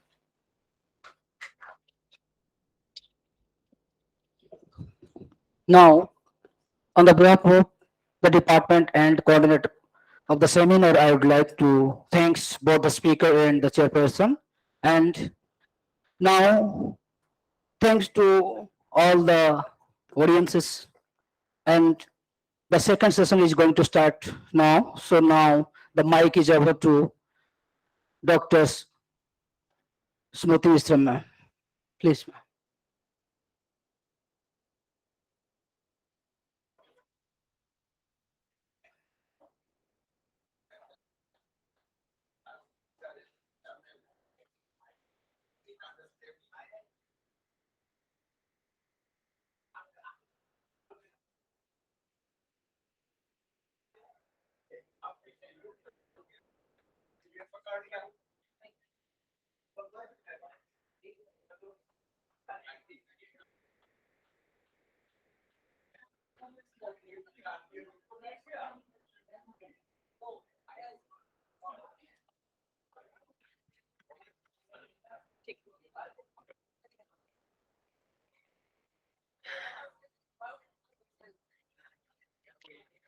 वागर्थाविव संपृक्तौ वागर्थः प्रतिपत्तये जगतः पितरौ वंदे पार्वती परमेश्वरौ. पिछला सत्र निश्चित रूप से काफी ज्ञानवर्धक रहा और लगातार विद्वानों को सुनने के उपरांत मैं मानती हूँ कि थोड़ी अवकाश की आवश्यकता होती है, लेकिन चूंकि हमारा अगला सत्र 3:30 बजे से शुरू होने वाला था और मैं समझती हूँ कि 4:15 से ज्यादा हो रहा है. I think it's now 4:20 almost, so we shouldn't get late anymore. तो अब इस सत्र को मैं आरंभ करने की विभाग अध्यक्ष महोदय और उपस्थित सभागार में जितने भी विद्वद्गण हैं, आप सबसे मैं अनुमति चाहूंगी और उम्मीद करती हूँ कि इस सत्र के सभी विद्वान इस सभागार में उपस्थित हो चुके हैं. तो विलंब न करते हुए इस दूसरे तकनीकी सत्र की अध्यक्षता कर रहे परमादरणीय प्रोफेसर गोदाबरीश मिश्र जी से मैं आग्रह करूंगी कि वो मंच की शोभा को बढ़ाएं. प्रोफेसर गोदाबरीश मिश्र सर, मैं आग्रह करती हूं कि कृपया आप मंचासीन होएं और प्रोफेसर धनंजय पांडे, परमादरणीय प्रोफेसर धनंजय पांडे अद्वैत इस 3 दिवसीय सेमिनार संगोष्ठी the post independence Advaita thinkers और अद्वैत के उद्भट विद्वान के रूप में हमारे बीच उपस्थित हैं, और प्रोफेसर ब्रजकिशोर त्रिपाठी, आदरणीय प्रोफेसर ब्रजकिशोर त्रिपाठी जी से मेरा आग्रह है कि वो मंच की शोभा बढ़ाएं, और मेरे कहने के पूर्व ही प्रोफेसर अंबिका दत्त शर्मा जी आपको ससम्मान साग्रह मैं जी सभी हमारे विद्वद्गण मंचासीन हो गए हैं, तो उसके पूर्व की व्याख्यान आरंभ हो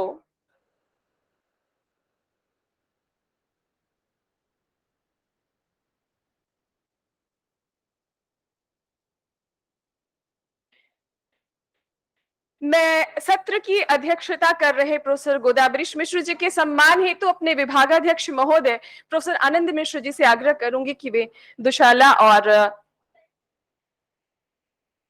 माल्यार्पण के द्वारा इस सत्र के अध्यक्ष प्रोफेसर गोदाब्रिश मिश्र जी का सम्मान करें।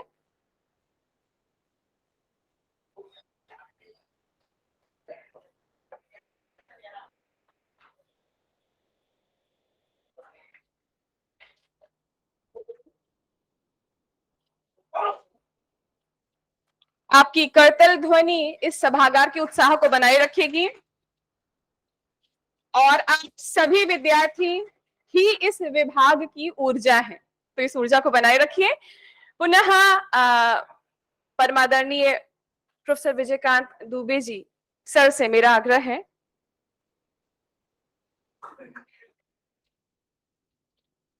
कि वे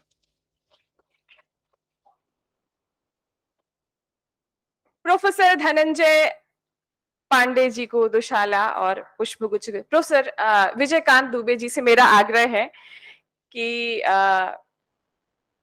प्रोफेसर धनंजय पांडे जी को दुशाला और माल्यार्पण के द्वारा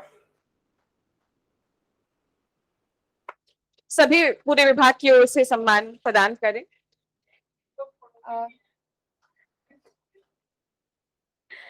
निसंदेह परिवार भी है, तो उसी अधिकार के साथ मैं पुनः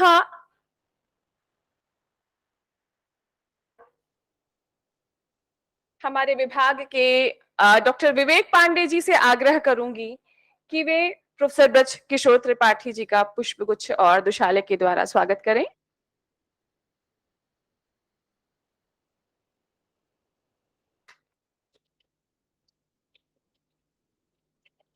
और बहुत बहुत बहुत आभार। अद्वैत और बौद्ध दर्शन के मर्म के विद्वान प्रोफेसर अंबिका दत्त शर्मा जी मंचासीन हैं। विभागाध्यक्ष महोदय ने अपनी ओर से उनका सम्मान कर दिया है, तो यदि आप सबकी अनुमति हो तो इस सत्र को आरंभ किया जाए। और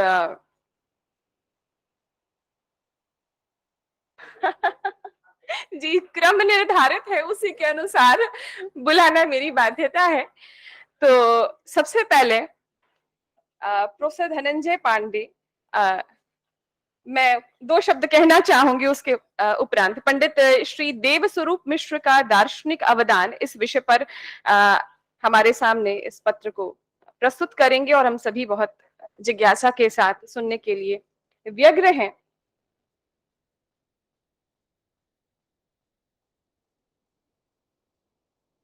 प्रोफेसर धनंजय पांडे जी के विषय में क्या कहूं, और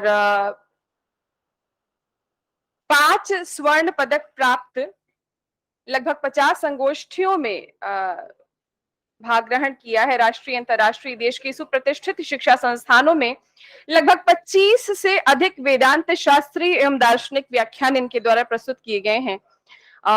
गीता समिति मालवीय भवन में इनका योगदान रहा है, और विविध शोध पत्रिकाओं में संपादक सह संपादक के रूप में कार्य करते आए हैं। पुरस्कारों की बात करूं तो अखिल भारतीय शास्त्र संगोष्ठी राष्ट्रीय कार्यशालाओं तथा उत्तर प्रदेश सरकार द्वारा आयोजित व्यास महोत्सव में संयोजक के रूप में इन्होंने कार्य किया है, वहां से सम्मानित हुए हैं। 2012 में महर्षि Ved Vyas national research institute Ved Vyas भारतीय सम्मान से सम्मानित हमारे आज के विद्वान और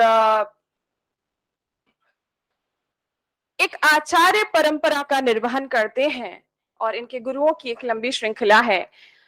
उस महनीय परंपरा का निर्वहन करते हुए आज आचार्य हमारे काशी हिंदू विश्वविद्यालय की संस्कृत विद्याधर्म विज्ञान संकाय में आचार्य पद की शोभा को बढ़ा रहे हैं। ये हम सबका सौभाग्य है और विलंब न करते हुए मैं आग्रह करूंगी कि आज पंडित देव स्वरूप मिश्र जी के दार्शनिक अवदान पर आप कृपया अपना वक्तव्य हम सभी विद्यार्थियों के लिए प्रस्तुत करें। प्रोफेसर धनंजय पांडे जी करतल ध्वनि के साथ स्वागत कीजिए पूरे उत्साह के साथ।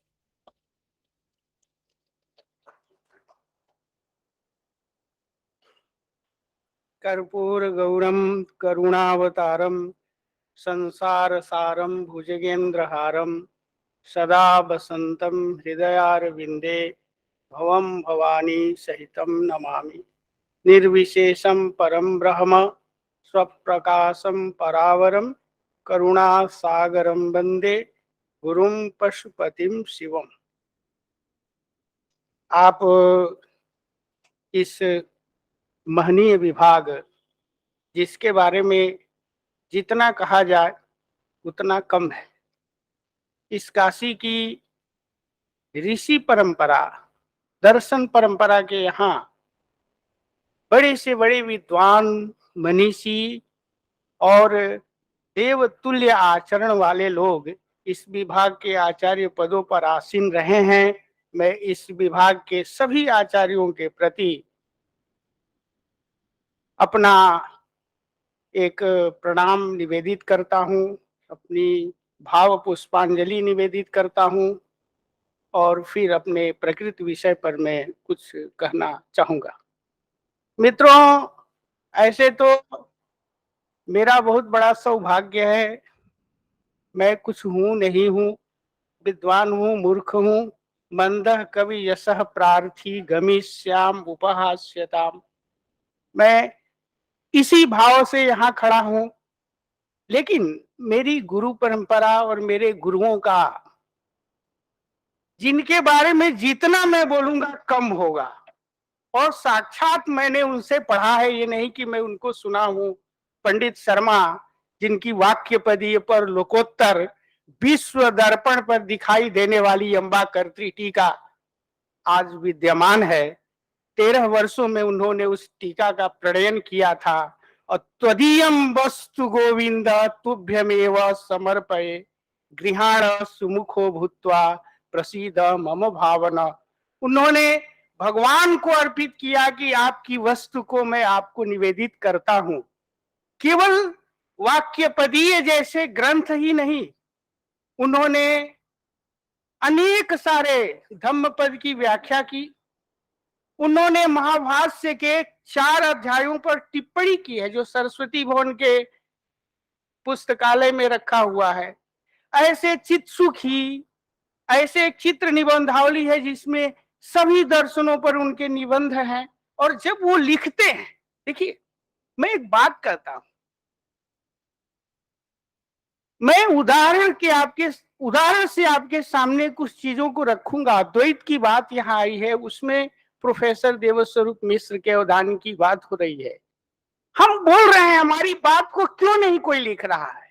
हम भी तो आचार्य हैं, हमारे क्या क्या नहीं पुरस्कार और नाम के आगे प्रोफेसर, ये वो, विद्या वाचस्पति, विद्या बृहस्पति सब लगा है। हमारी बात कोई क्यों नहीं कोड कर रहा है? और वो आचार्य जो 2 शब्द लिख देते हैं, उनकी बात स्मृति रूप परत्र पूर्व दृष्टा व भाष अध्यास, बस इतना ही लिखा। पूरी विश्व में इसकी व्याख्या शुरू हो गई। भामती, कल्पतरु, परिमल, जाने क्या क्या टीकाएं शुरू हो गई। क्यों? एक व्यास का ब्रह्म सूत्र अथा तो ब्रह्म जिज्ञासा, एक अतः ब्रह्म जिज्ञासा, देखा जाए तो 4 पद है, समास कर दिया जाए तो 3 पद है। यह 3 पद का सूत्र और विश्व के दिमाग के लिए एक समस्या बना हुआ है। रोज व्याख्या नहीं आ रही है, आखिर क्या थी, क्यों थी? मैं आपका ध्यान आकृष्ट करना चाहूंगा, ये बात आचार्यों ने कही है, हम ध्यान नहीं देते। हम तो अनावश्यक बोलने में, अनावश्यक लिखने में, आज तो एक बीमारी है, आप लिखते रहिए, हर कोई पैदा होता है भाष्य ही लिखने लगता है, भाष्य से नीचे कोई बात ही नहीं हो रही, अब वार्तिक लिखने लगता है। अगर पाइन भगवान भी सूत्रों को ठीक से न सजाए होते, उन सूत्रों के स्वरूप को भी बिगाड़ देता, घट को दूसरे शब्द में कहता, पट को दूसरे शब्द में कहता, आदमी मनुष्य के लिए दूसरे शब्द उसके आ जाते। एक नई परंपरा विकसित हुई है अनावश्यक लिखने की और अनावश्यक बोलने की। मैं आपको दिखाऊंगा उन प्रक्रियाओं को, कहां से हम विद्वानों में भी सामग्री अलग अलग होती है। जो मैं कह रहा था, तपः प्रभाव एव ही तेसाम, लिखते हैं वाचस्पति मिश्र जी न्याय वार्तिक तात्पर्य टीका के आरंभ में कि भाई अगस्त्य ने समुद्र पी लिया, ये क्या आपको आश्चर्य लग रहा है? ये तपस्या है उनकी। वाचस्पति मिश्र जो बोल रहे हैं सर, जो कह रहे हैं, उस कहने के पीछे तपस्या है, प्रभाव है। अभी मैं आपको वेदांत परिभाषा में ले चलता हूं। भ्रम की क्या सामग्री है? जितने आप वेदांत ग्रंथ पढ़ेंगे, कहीं पर इतनी सटीक कहीं पर वाक्य आपको नहीं मिलेंगे। आप चाहे कल्पतरु पढ़िए, परिमल पढ़िए, उठाकर अद्वैत सिद्धि आप निगल जाइए, लेकिन इस तरह के वाक्य आपको नहीं मिलेंगे। तथा ही काचादि दोष दूषित लोचनस्य पुरोवर्ती द्रव्य संयोगात् इदमाकार चाकचिक्याकारा काचिद अंतःकरण वृत्तिरुदेति तस्यांच वृत्तौ इदमवच्छिन्नं चैतन्यं प्रतिबिंबते एवमेव रीत्या वृत्तेः पूर्वत्र निर्गमनेन इदमवच्छिन्न चैतन्यम वृत्त्यवच्छिन्न चैतन्यम प्रमातृ चैतन्यं च अभिन्नम भवति। यह वाक्य क्या कह रहा है? क्यों नहीं दूसरी जगह लिखी है? क्यों नहीं हम कह दे रहे हैं? ये सामर्थ्य चाहिए, सामर्थ्य की बात है। उन्होंने अपनी बात को कितने तरीके से कहा, कितने बढ़िया तरीके से उसको उठा करके और एक्सप्लेन कर दिया, उसको सर्वजन साधारण बना दिया, सभी के समझने की सामग्री बना दी। ये उनकी सामर्थ्य थी, ताकत थी। हम भी अपनी बात क्यों नहीं भेज देते? ग्रंथ के ग्रंथ लिखे जा रहे हैं, है उसमें कुछ नहीं। बलिया वाले गुरुजी पंडित शर्मा जी ने अध्यास शब्द की व्युत्पत्ति करते हुए, यहाँ हमारे ब्रजकिशोर त्रिपाठी जी बड़े अच्छे विद्वान हैं, अध्यास अधिकस्य धर्मस्य रजतत्वादेः अध्यास आभास अध्यास। कितनी बढ़िया उन्होंने सरलीकरण कर दिया अध्यास का, जिसमें फंसे हुए हैं अध्यास में। अध्यास क्या है, कैसे है, क्या है? अधिकस्य धर्मस्य सर्पत्वादेः रजतत्वादेः भाषणम। जो अधिक धर्म भाषित हो रहा है वो अध्यास है, उन्होंने लिखा है। मामेव जे प्रपद्यन्ते, इसकी व्याख्या उन्होंने देखिए क्या किया। मामेव जे प्रपद्यन्ते, ताकत दिखा रहा हूं, सामर्थ्य। लिखते हैं स्वाभिन्नत्वेन भगवत साक्षात्कारः अत्र प्रपत्ति। प्रपत्ति से कहीं रामानुज के लोग नहीं इसको हथिया लें, इसलिए उन्होंने व्याख्या को दिया। यहां तो होड़ लगी है कि कब हम अपने ले जाकर के कक्ष में डाल दें चीज को, हम धनी हो जाएं। भाष्य हो, वार्तिक हो, भैया ताकत भी देख लो। क्या उस महर्षि का अध्यास भाष्य 2 पन्ने में होगा, और उस अध्यास भाष्य की हमें अगर कह दिया जाए, मैं भी तो वेदांत का प्रोफेसर हूं, क्यों नहीं भाषा दे रहा हूं? किसने रोका है हाथ मेरा? लेकिन जब प्रश्न चला अविद्यावद विषयाणी प्रत्यक्षादीनि प्रमाणानि शास्त्राणि चेति, आप जानते हैं यह बहुत बड़ा एक दर्शन जगत के लिए समस्या कि ये अविद्यावत कैसे ही प्रमाण है, ये शास्त्र कैसे अविद्यावत है, इसको क्या तरीके से आचार्य ने भाषा दी, क्या शब्द दिया, क्या अर्थ दिया, ये मनुष्य के बुद्धि की बात है। रोज भाष्य आप लिखिए, आपके भाष्य को कोई पढ़ेगा? उसमें है भी कुछ? क्या भाषा देखिए, कथम पुनः विद्यावद विषयाणी प्रत्यक्षादीनी प्रमाणानी शास्त्राणी चेती, वहां लिखते हैं कितनी बढ़िया भाषा में उसको सजा दिया है बिल्कुल। न चैतस्मिन् सर्वस्मिन् असति असंगस्य आत्मनः प्रमातृत्वम उपपद्यते। भाषा देखिए। तो वाचस्पति मिश्र ने कहा तपः प्रभाव एव ही तेषाम यथा गजानाम उदरियम तेजः बटकाष्ठमसितं पश्यति इति अस्मतादीनामपि उदर्येण तेजसा तथा भवितव्यम। भाई हाथी काठ को पचा देता है तो क्या हम भी उसको पचा देंगे? मित्रों, ऐसे आचार्य महनीय जिनकी कीर्ति दिग्दिगंत, उनके बारे में मैं तो उनका छात्र रहा। मैं बहुत लेने में बच्चा था, मैं क्या लेता? अरे आपने पढ़ा होगा गुरु चरण सरोज सन्निधानाद। आपने संक्षिप्त शारीरक को पढ़ा होगा कि मैं तो गुरुओं के चरण में गया और जाकर सेवा की, लेकिन मैं क्या पाया? मेरी जितनी योग्यता होगी उतना ही पाऊंगा ना। उन गुरुओं के सामर्थ्य को कोई समुद्र में जा करके और चाहे जितना प्रयास करे, क्या पूरा जल ले लेगा? तो हमारे सामर्थ्य के अनुसार हमने लिया और उनका सामर्थ्य असीम है, जो विश्व दर्पण पर उनका असीम सामर्थ्य दिख रहा है और हम उसकी स्तुति करते हैं, वंदना करते हैं, उसकी कभी कभी चर्चा करते हैं। ठीक उन शर्मा जी के शिष्य में पंडित श्री देवस्वरूप मिश्र जी आए। यद्यपि उनकी मित्रों इस तरह की कोई ऐसी रचना नहीं है, लेकिन समस्या तो खड़ी की है।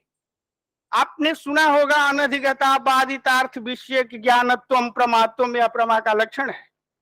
इंद्रियार्थ सन्निकर्ष जन्यम ज्ञानम प्रत्यक्षम। ये काम चलाऊ चीजें हैं, लोक के लिए हैं। जैसे एक काम चलाऊ चीज होती है, रोज यूज होती है, और कोई कोई चीज होती है कि उत्सव में यूज होती है। तो वेदांत का यह जो लक्षण है अनधिगता बाधितार्थ विषय ज्ञानत्वम प्रमात्वम, ये मामूली नहीं लक्षण है। इसको समझने के लिए अधिकारिता चाहिए। वेदांत का अधिकारी बनने के लिए, मैं एक चीज यहाँ पर, मिश्रा सर जब मेरा टाइम हुआ बोल दीजिएगा। मैं आप विद्वानों के बीच में आपने शांत दांत दो शब्द सुने होंगे, सम और दम। पूरे ट्रेडिशन में सम दम की यही व्याख्या है। आप भी यही जानते होंगे कि सम अर्थ है मन का समन, दम अर्थ है बाह्य इंद्रियों का दमन, यही है ना। लेकिन सामर्थ्यवान जब पकड़ता है, राजा महाराजा के यहाँ शादी विवाह ऐसे नहीं होता। आपने सुना होगा पूरा ग्वालियर कारपेट से बिछवा दिया गया था, सब नहीं बिछवा देंगे। तो वाचस्पति मिश्र जी ने जब सम और दम को पकड़ा, रागादि कषाय मदिरा मदम ही मनः तेषु तेषु विषयेषु उच्चावचमिन्द्रियाणि प्रवर्तयत् प्रवृत्तिश्च शुभाशुभ लक्षणाः प्रावर्तयत्।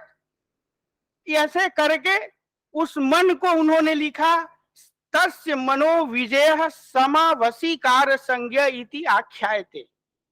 विजितं च मनः, जब वो मन विजित हो जाता है, जिसको हम बस में कर लेते हैं, तो विजितं च मनः तत्व विषय विनियोग योग्यताम नियते सेयमस्य योग्यता दमः इति दांतो यम वृषभजुआ। हमारे यहाँ कहा जाता है बैल दता गया है, उसको दांत बोलते हैं। आप सोचिए दम की क्या व्याख्या उन्होंने बदल दी। कहीं दम की व्याख्या नहीं मिलती, कहीं है ही नहीं है, लेकिन उन्होंने व्याख्या बदली। ये सामर्थ्य की बात है। ये सारी चीजें हमारे मिश्र जी सभाओं में बोलते थे, मैं सुना हूं। मैं उनके सुने हुए शब्द जहां भी जितना मैं बोला हूं, ये सब वो कान में पूर्व पक्ष बोलते थे, उत्तर पक्ष में उनका नहीं सुनता था। उनको जरूरत ही नहीं पड़ती थी उत्तर पक्ष बोलने की। फिर उन्होंने अपने गुरु से पढ़ते हुए ब्रह्म सूत्र, मैंने सुना एक सभा में बोल रहे थे, आपने सुना होगा ब्रह्म का लक्षण है जन्माद्यस्य जता, सब जानते हैं। लेकिन जब इस लक्षण को उन्होंने आचार्य शंकर भगवत पाद साक्षात भगवान विश्वनाथ ने जब इसके भाष्य का प्रणयन किया, तो इसका लक्षण उन्होंने क्या लिखा अस्य जगतो नाम रूपाभ्याम व्याकृतस्य अनेक कर्तृ भोक्तृ संयुक्तस्य प्रतिनियत देश काल निमित्त क्रिया फलाश्रयस्य मनसा प्रचिंत्य रचना रूपस्य जतः स्थिति लय भंगम जतः सर्वज्ञात सर्वसिद्धे कारणात् भवति तद ब्रह्म। ये लक्षण है, ये परिष्कृत लक्षण है। उन्होंने पूछा मनसा भी क्यों लिखे, कि मन से भी, अरे चिंतन तो मन से ही होता है। ये अपने गुरुजी से उन्होंने पूछा। हम पढ़ते थे तो क्यों नहीं द्विवेदी गुरुजी से पूछ लिए। हम और ये त्रिपाठी जी एक साथ ब्रह्मसूत्र पढ़े हैं, ये भी पढ़े हम भी पढ़े हैं। न ये पूछे थे न मैं पूछा था, दोनों प्रमाण ये भी पढ़े हैं, हमारे साथ चित सुखी पढ़े हैं, खंडन पढ़े हैं। और हमारे गुरुजी प्रोफेसर पारसनाथ द्विवेदी गुरुजी एक विशुद्ध अध्यापक थे। उनको न किसी प्रपंच से मतलब था, न किसी सेमिनार से। सेमिनार में कभी हम सुने ही नहीं गए। वो अध्यापक थे, पढ़ाते थे। उनको न बताए तो यही जानेगा कि ये किसी गांव में कृषि कार्य करते हैं। उनको बताना। हम और ये दोनों पढ़ रहे थे, हमने क्यों नहीं पूछा। हमारे सामने से भी ये पंक्ति गुजरी और इनके सामने से भी ये हमसे ज्यादा विद्वान है, इसलिए कि हम उस समय व्याकरण के आचार्य हो चुके थे। इनकी गति दूसरी थी, मैं उतना पकड़ने में समर्थ नहीं था। हम क्यों नहीं पूछे, लेकिन उन्होंने अपने गुरु से पूछा कि मनसा पिचिंत रचना रूपस्य में अभी क्यों लगा। तो मैं उनके प्रश्न को तो सुना था, उत्तर तो बोलते ही नहीं थे कि मैं जानूं। मैं बड़ा अपना खंगाला। सर मैं एक चीज आपके सामने बोलूंगा, ये रामभद्राचार्य जी महाराज जो रामानंदाचार्य है ना, ये 87 में बलिया वाले गुरु जी के पास, शर्मा जी के पास गए थे, जो वाक्यपदी के अम्बा करती टीका। मैं एकदम दुधमुआ बच्चा, शिशु शेषे इति शिशु, जो सोता है उसका नाम शिशु है। मैं बैठा था, इन्होंने प्रश्न पहला किया, आनंदमयो व्यासत में मैट किसमें है। उन्होंने बोला, गुरु जी ने जो बोलना, मुझे बोले भी होंगे तो यार थोड़े, मैं क्या मैट जान रहा हूं, मैं तो अभी चल रहा हूं। उन्होंने पूछा, बड़ी सोचनीय बात है, आप गंभीरता से इसको ले लीजिएगा, कि ये निर्विशेष और सविशेष जहां दोनों साफ हो गए हैं, कोई ग्रंथ है। उन्होंने कहा एक ग्रंथ है। कहा कौन सा ग्रंथ, कहा रामचरितमानस। वो बड़े आश्चर्य में पड़े, कहे गुरुजी इनको पूरे आख्यान याद है वांग्मय का, और पूरे पुराणों के आख्यान, महाभारत के आख्यान, इनको आप कह रहे हैं कि रामचरितमानस पढ़ें। आप समझे मेरी जिज्ञासा बड़ी बढ़ती गई। इतना मैं पढ़ा, निर्विशेष सविशेष साफ नहीं कहीं दिख रहा है। भगवत कृपा से एक दिन मैं रामचरितमानस पढ़ रहा था, मैं आपको भी सुनाऊंगा, आपको मानना पड़ेगा कि साफ हुआ है। हाथ कंगन को आरसी क्या, अगर हाथ में कंगन पहने हैं तो शीशा में थोड़े दिखाई देगा, आपके हाथ में दिखाई देगा। तो क्यों मानस को उन्होंने कहा। मैं मानस भैया पढ़ रहा था, हमारे इस फिलॉसफी डिपार्टमेंट के सर, मैं जल्दी इसको, उन्होंने मानस में क्या लिखा, बिनु पद चलई सुनई बिनु काना, कर बिनु कर्म करई विधि नाना, आनन रहित सकल रस भोगी, बिनु बाणी बक्तावड़ जोगी, तन बिनु परस नयन बिनु देखा, ग्रहई घ्राण बिनु बास अशेषा, अस्सी सब भांति अलौकिक करनी, महिमा तासु जाई नहीं बरनी। अब सुनिए, अब घटेगा ब्रह्मसूत्र। जिम एहि गा वेद बुध, जाहि धरहि मुनि ध्यान, सो दशरथ सुत भगत हित, कौशल पति भगवान। निर्विशेष से सविशेष तक आया कि नहीं। जीव एहि गावहि वेद बुध, अध्यास भाष्य के ठीक बाद जब पूछा श्रुतियों में प्रमाण, श्रुतियों में ब्रह्म के विषय में प्रमाण है तो धर्म में भी प्रमाण है। आप बताइए, भगवत पाद कहते हैं श्रुत्यादय अनुभवादयश्च। धर्म में केवल श्रुतियां प्रमाण है, अनुभव प्रमाण नहीं है। मर के नहीं स्वर्ग जाएंगे, आपको जाना पड़ेगा, यहीं से देखेंगे स्वर्ग कैसा है। शरीर छोड़िए तब जाइए। अब ब्रह्म का ज्ञान अगर अनुभव होगा तो यहीं पर होगा। ब्रह्म ज्ञान की विशेषता है। तो इस तरह की और अनुभव आ रहे हैं जो एक जिम ये ही गाँव ही। और सर क्या ब्रह्म सूत्र की भाषा है। अब तो जिसको होता है भाष्य लिखने लगता है। आप देखिए ब्रह्म में प्रमाण देते हुए शब्द, केवल शब्द आप देखिए, इस शब्द का ध्यान करिए। क्या शास्त्र योनित्वात् सूत्र प्रमाण है ब्रह्म में। क्या लिखते हैं? महतः ऋग्वेदादेः शास्त्रस्य अनेक विद्या स्थानोपबृंहितस्य प्रदीपवत् सर्वार्थावद्योतिनः सर्वज्ञ कल्पस्य कारणम योनि ब्रह्म। ये भाषा कोई लिख देगा? क्यों नहीं मैं लिख दे रहा हूं। और इस तरह के प्रवाह में हमारे मिश्र जी बोलते थे। सामग्री भाई उनकी अलग अलग सामग्री होती है। अवदान ये है कि ये बताइए, इतना वेदांत बलिया वाले का पूरा वेदांत ही नहीं पढ़े। यहाँ वेदांत की कितनी परंपरा है आप जान लें पहले। यहाँ ब्रह्मानंद स्वामी उदासीन की परंपरा, बलिया वाले गुरुजी की पंडित श्री काशीनाथ शास्त्री जी, उनसे वेदांत पढ़े। यहाँ एक भारती स्वामी जी की परंपरा है जो गंगा बह रही है वहीं से। यहाँ पंडित श्री लक्ष्मण शास्त्री तैलंग जो राजेश्वर शास्त्री जी की परंपरा की गंगा बह रही है।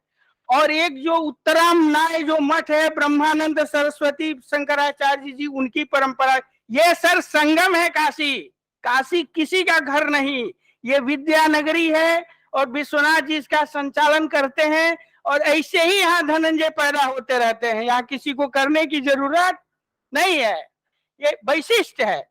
ऐसे परंपरा में अगर मिश्र जी, ऐसी परंपरा में अगर मिश्र जी ना आते तो प्रोफेसर पारसनाथ द्विवेदी जी कहाँ वेदांत पढ़े होते भाई। तो हम यही ना मान लें कि केवल ग्रंथ लिखेगा वही विद्वान होगा। मैं कह रहा हूं एक प्रमाण, सूत्र लिखा गया था तो ब्रह्म जिज्ञासा व्यास ने द्वापर में लिखे होंगे, कलयुग में नहीं थे व्यास जी।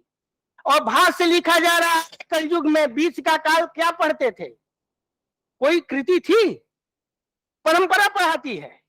ये सूत्र भाष्य और वार्तिक से ही आप नहीं पढ़ लेते, केवल ग्रंथ से ही नहीं पढ़ लेते। परंपरा स्कूल पढ़ाता है। अगर सब ग्रंथ में लिखा है तो स्कूल क्यों चल रहा है? ग्रंथ में पढ़ लीजिए। तो स्कूल की अलग अलग मान्यता है। मैं अभी इनके श्री चरणों में उन्होंने ये अवदान दिया और लगातार तीनों ऐसे आचार्य यहाँ हमारे इस काशी की धरती को अलंकृत किए। बलिया वाले शर्मा जी और पंडित श्री देवस्वरूप मिश्र जी और हमारे जिनसे हम लोग वेदांत पढ़े। भाई हम जिस गंगा में, गंगा तो उत्तर काशी से बह रही है, वहां हम स्नान नहीं कर रहे हैं ना, हम तो काशी में कर रहे हैं। तो हम यहाँ की गंगा, हमारे द्विवेदी जी के गंगा, ज्ञान गंगा में हम लोगों ने स्नान किया। उनकी विद्या को जितना हमारा सामर्थ्य है हम आगे ले जाएंगे। और हमने ठेका थोड़े लेकर रखा है। सदैव सोमेद अग्रासीत एकमेवा द्वितीयम, यह श्रुति बता रही है कि हमारी आपकी क्या औकात है। एतावदरे खल्वमृतत्वम, ये वेदांत की पराकाष्ठा है। एतद बुद्ध्वा बुद्धिमान स्यात् कृतकृत्यश्च भारत, ये चलती रहेगी, लिखते रहेंगे, पढ़ते रहेंगे। आप सभी को मेरा प्रणाम, नमस्कार, धन्यवाद।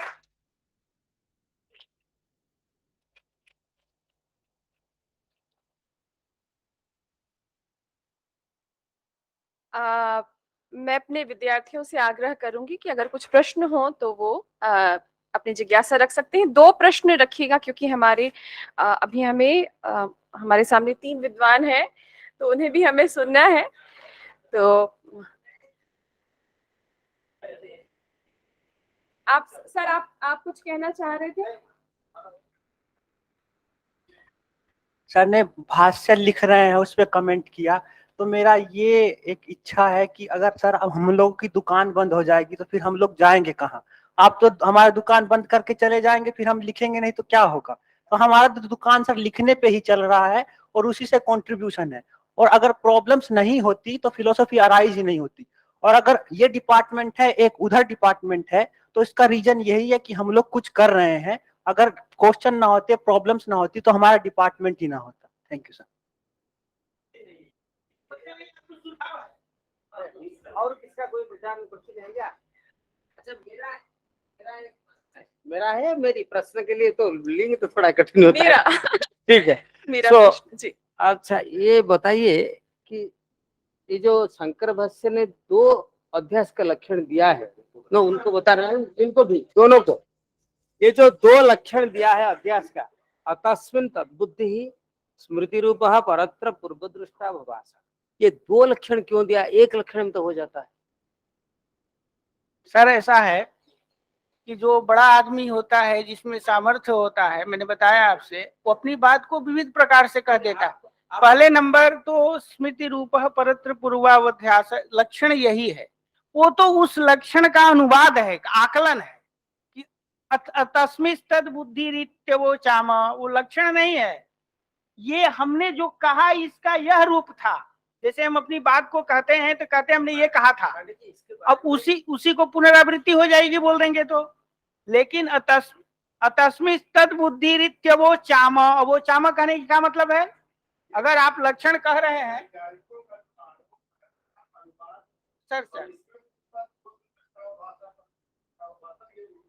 सर मैं यही कह रहा था आपसे, ये लक्षण अगर उन्होंने वो चाम कहने की क्या जरूरत थी? मैं कह चुका हूं। क्या कह चुके हैं भैया? अगर यह लक्षण होता तो कह क्यों चुके हैं? लेकिन मेरे को ये जानना चाहिए था कि देव स्वरूप मिश्र जी ने या पारसनाथ द्विवेदी जी ने ये इसके विषय के आपको कुछ बताया या नहीं? ठीक है, ठीक है, आप बताए। जो ये तो इतनी like it is not that appropriate, because 2 लक्षण दिया तो 2 का कोई भी जो there must be some reason, कोई कारण होगा, कोई हेतु रहना चाहिए। इसको ये लक्षण हम मान लेते नहीं, ये है मेरे भी विचार सुन ले सर। मैं आपसे यह मैं भी थिंकर हूं, मैं भी थिंक कर रहा हूं। आप ये बताइए कि मैं कोई चीज कह दूं, आप फिर कहूं कि वो चीज मैं कह चुका हूं, तो 2 हुआ कि 1 हुआ? अगर यहाँ वो चामा न कहते तो यह दूसरा लक्षण बन जाता। अगर ये वो चामा देकर यहाँ पर वो दिखा रहे हैं कि लक्षण नया नहीं है, ये अनुवाद कर रहे हैं अपनी तरीके से, क्योंकि लक्षण तो वही है स्मृति रूप, क्योंकि ये अनवस्थित इनकी बात हो जाएगी। जिस तरह से ये अपनी बात शुरू किए थे कि अविवेकाग्रह निबंधनो भ्रमः तस्य, ये वो यहाँ वहां को दिखाकर लक्षण किए, फिर लक्षण कर देंगे तो पूछेगा कि आप जब खुद स्टैंड नहीं कर पाते हैं अपनी बात पर, कि आप 2 तरीके से बात क्यों कह रहे हैं? इसका ये अनुवाद कर रहे हैं, और अनुवाद के लिए इन्होंने एक भाषा को लिया कि ये बात मैं कह चुका। क्या कह चुका हूं? कि अतस्मिस् तद, यह बात मैं कह चुका हूं इस रूप में। लक्षण 2 नहीं है, लेकिन हमारे दिमाग इतने जल्दी चल जाते हैं कि पूरे जगह इस आकलन को फैला दिया गया कि लक्षण भगवत पाद ने 2 कर दिए। अरे भगवत पाद तो 5 लक्षण किए हैं। यही लक्षण क्या है? आगे आप पढ़िए, प्रकृति प्रतिज्ञा दृष्टान्तानुपरोधा सूत्र पर जाकर बोले हैं जच्च जस्मात् प्रभवति जस्मित् च लीयते तत्तस्यो उपादान। लक्षण हो जाएगा, ये लक्षण है। Thank you very much. थोड़ा ध्यान करके बहुत बहुत धन्यवाद आचार्य। आपका जी देखिए विद्यार्थियों, इस परंपरा से परिचित होना अपने आप में बहुत महत्वपूर्ण है। भारतीय दर्शन हमारा पूरा संस्कृत शास्त्रों पर ही, संस्कृत टेक्स्ट पर आधारित है। तो जिस विमर्श को आप सुन रहे हैं वो निश्चित रूप से बहुत ही उद्भट विद्वानों के बीच का है, लेकिन ये संस्कार ये सूत्र रूप में भी आपके अंदर जाएंगे तो आपको बहुत कुछ प्राप्त होगा। ठीक है, तो इसी परंपरा के अंतर्गत अभी हमने पंडित श्री देव स्वरूप मिश्र का दार्शनिक अवदान, इस पर हमने सुना था। उसी परंपरा में चूंकि गुरु शिष्य परंपरा की बात चल रही है, तो उनके शिष्य प्रोफेसर पारसनाथ द्विवेदी जी, अभी अभी हमारे प्रोफेसर धनंजय पांडे जी ने उल्लेख किया भी कि एक ही गुरु परंपरा से हमारे अभी जो आचार्य आने वाले हैं प्रोफेसर ब्रजकिशोर त्रिपाठी जी, वो भी उसी परंपरा से ही आ रहे हैं। तो पंडित श्री देव स्वरूप मिश्र जो गुरु थे, उनके शिष्य हैं प्रोफेसर पारसनाथ द्विवेदी जी, और अद्वैत के उद्भट विद्वान हमारे मंच पर आसीन है। और आज के संदर्भों में बात करें तो अद्वैत और बौद्ध का दर्शन का मर्मज्ञ प्रोफेसर ब्रजकिशोर त्रिपाठी जी के समतुल्य मिलना बहुत ही कठिन है। हमारा सौभाग्य है कि इनके वचनों से हम लाभान्वित होंगे। मैं आग्रह करूंगी प्रोफेसर पारसनाथ द्विवेदी जी की अद्वैत दृष्टि पर आपका व्याख्यान हम सभी को सुनने को प्राप्त हो। करतल ध्वनि से स्वागत कीजिए।